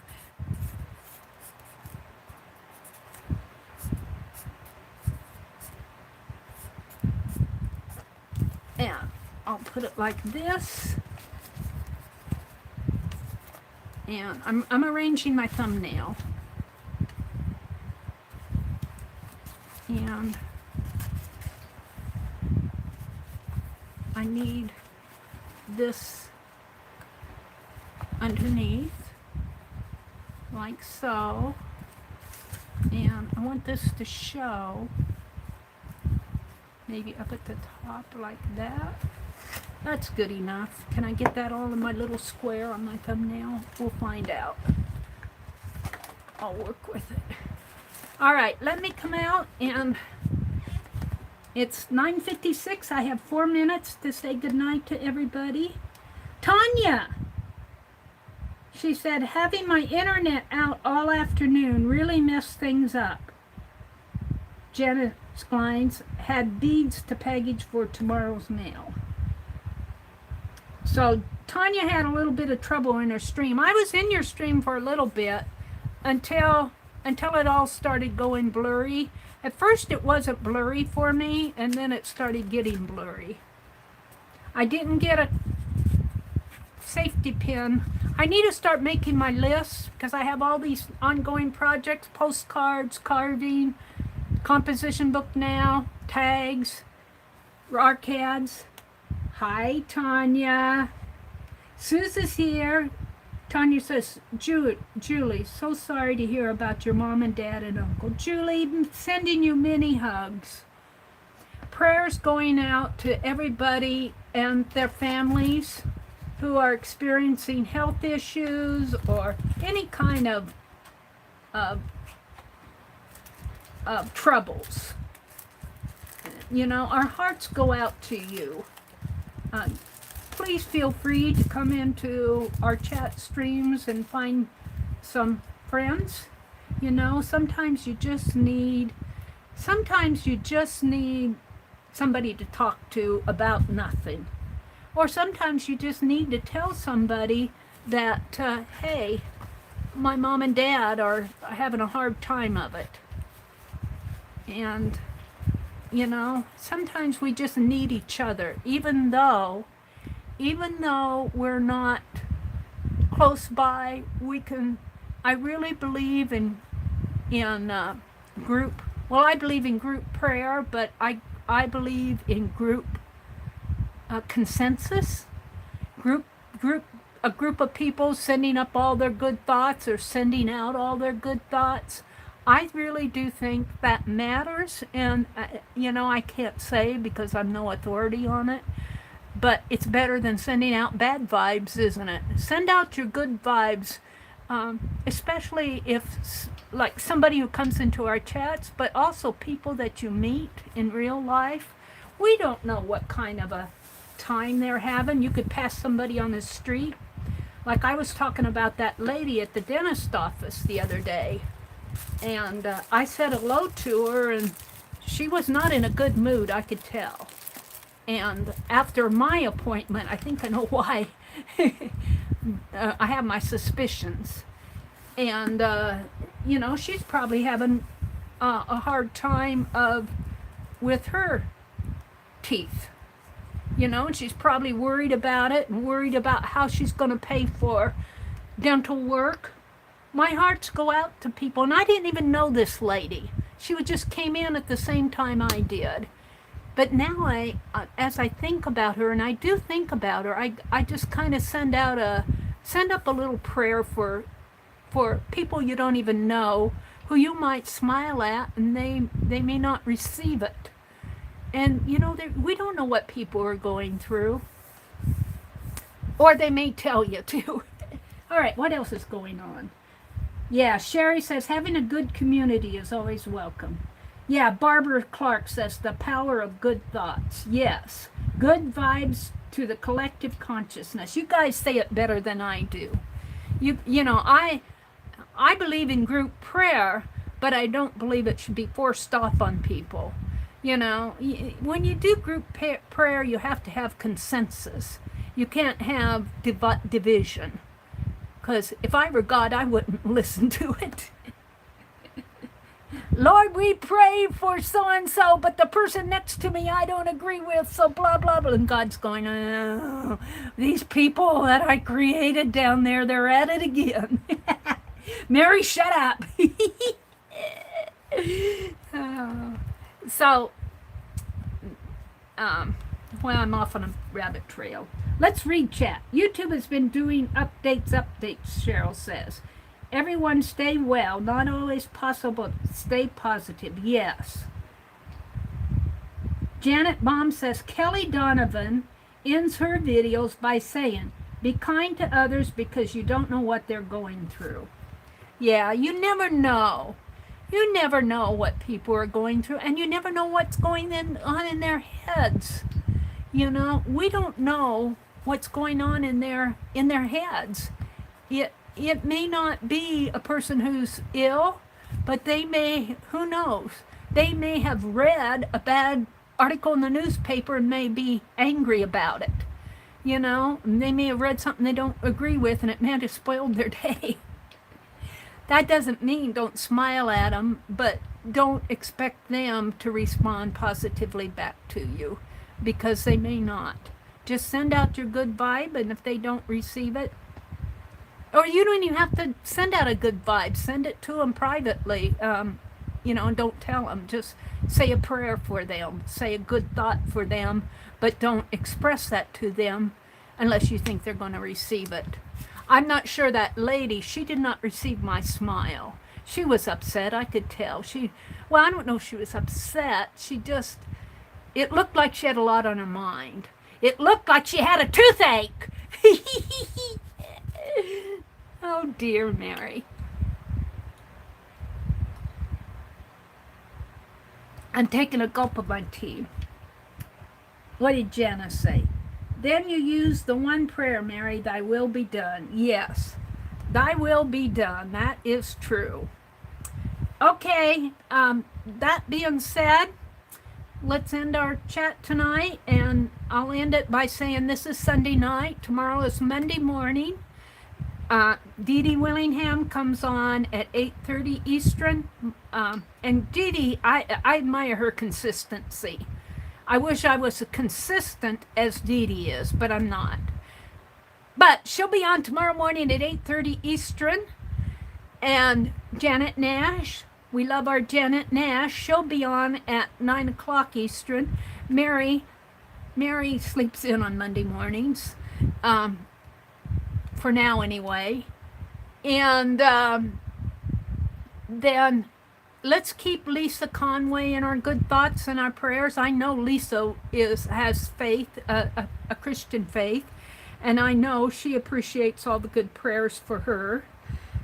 She's just taking some time off, and I applaud that. It's hard to stream every week, do videos. She and Tanya do those video uploads consistently. They have a consistent schedule too that I really admire. But when you have all that workload, even though it's fun workload, you still have to get things done. And when you have that, in addition to all your family, like Lisa has a son and a daughter and a husband to take care of. She's got household duties. She's got her own health to watch out for.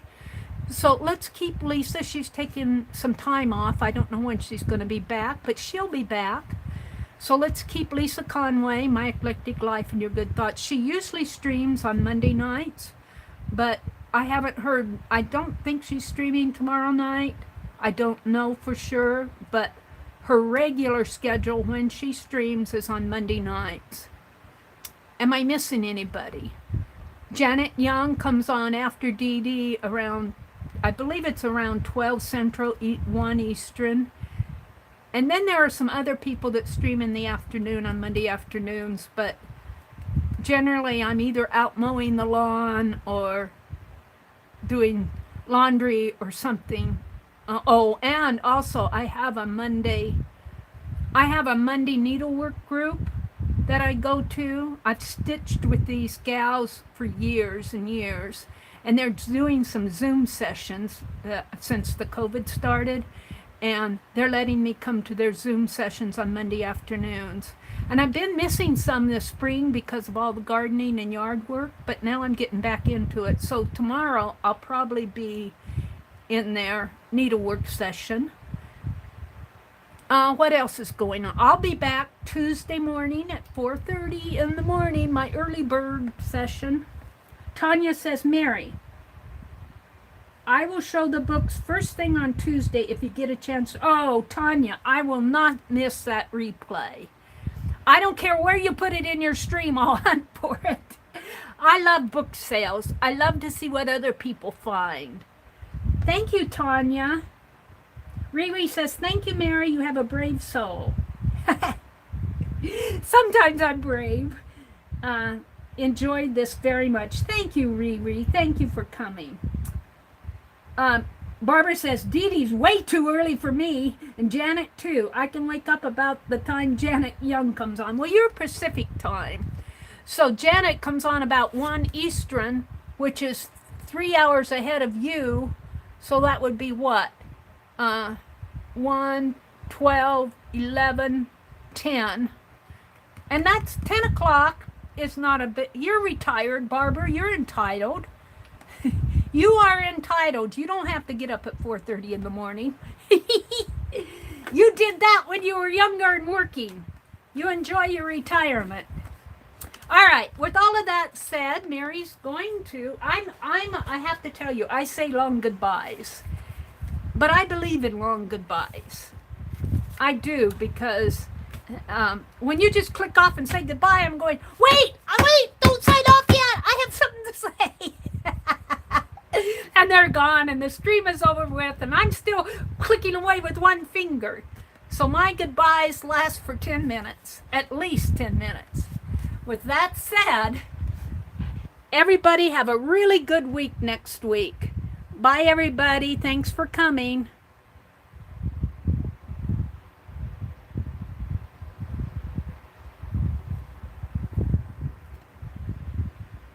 It didn't close. Wait, I gotta close it out.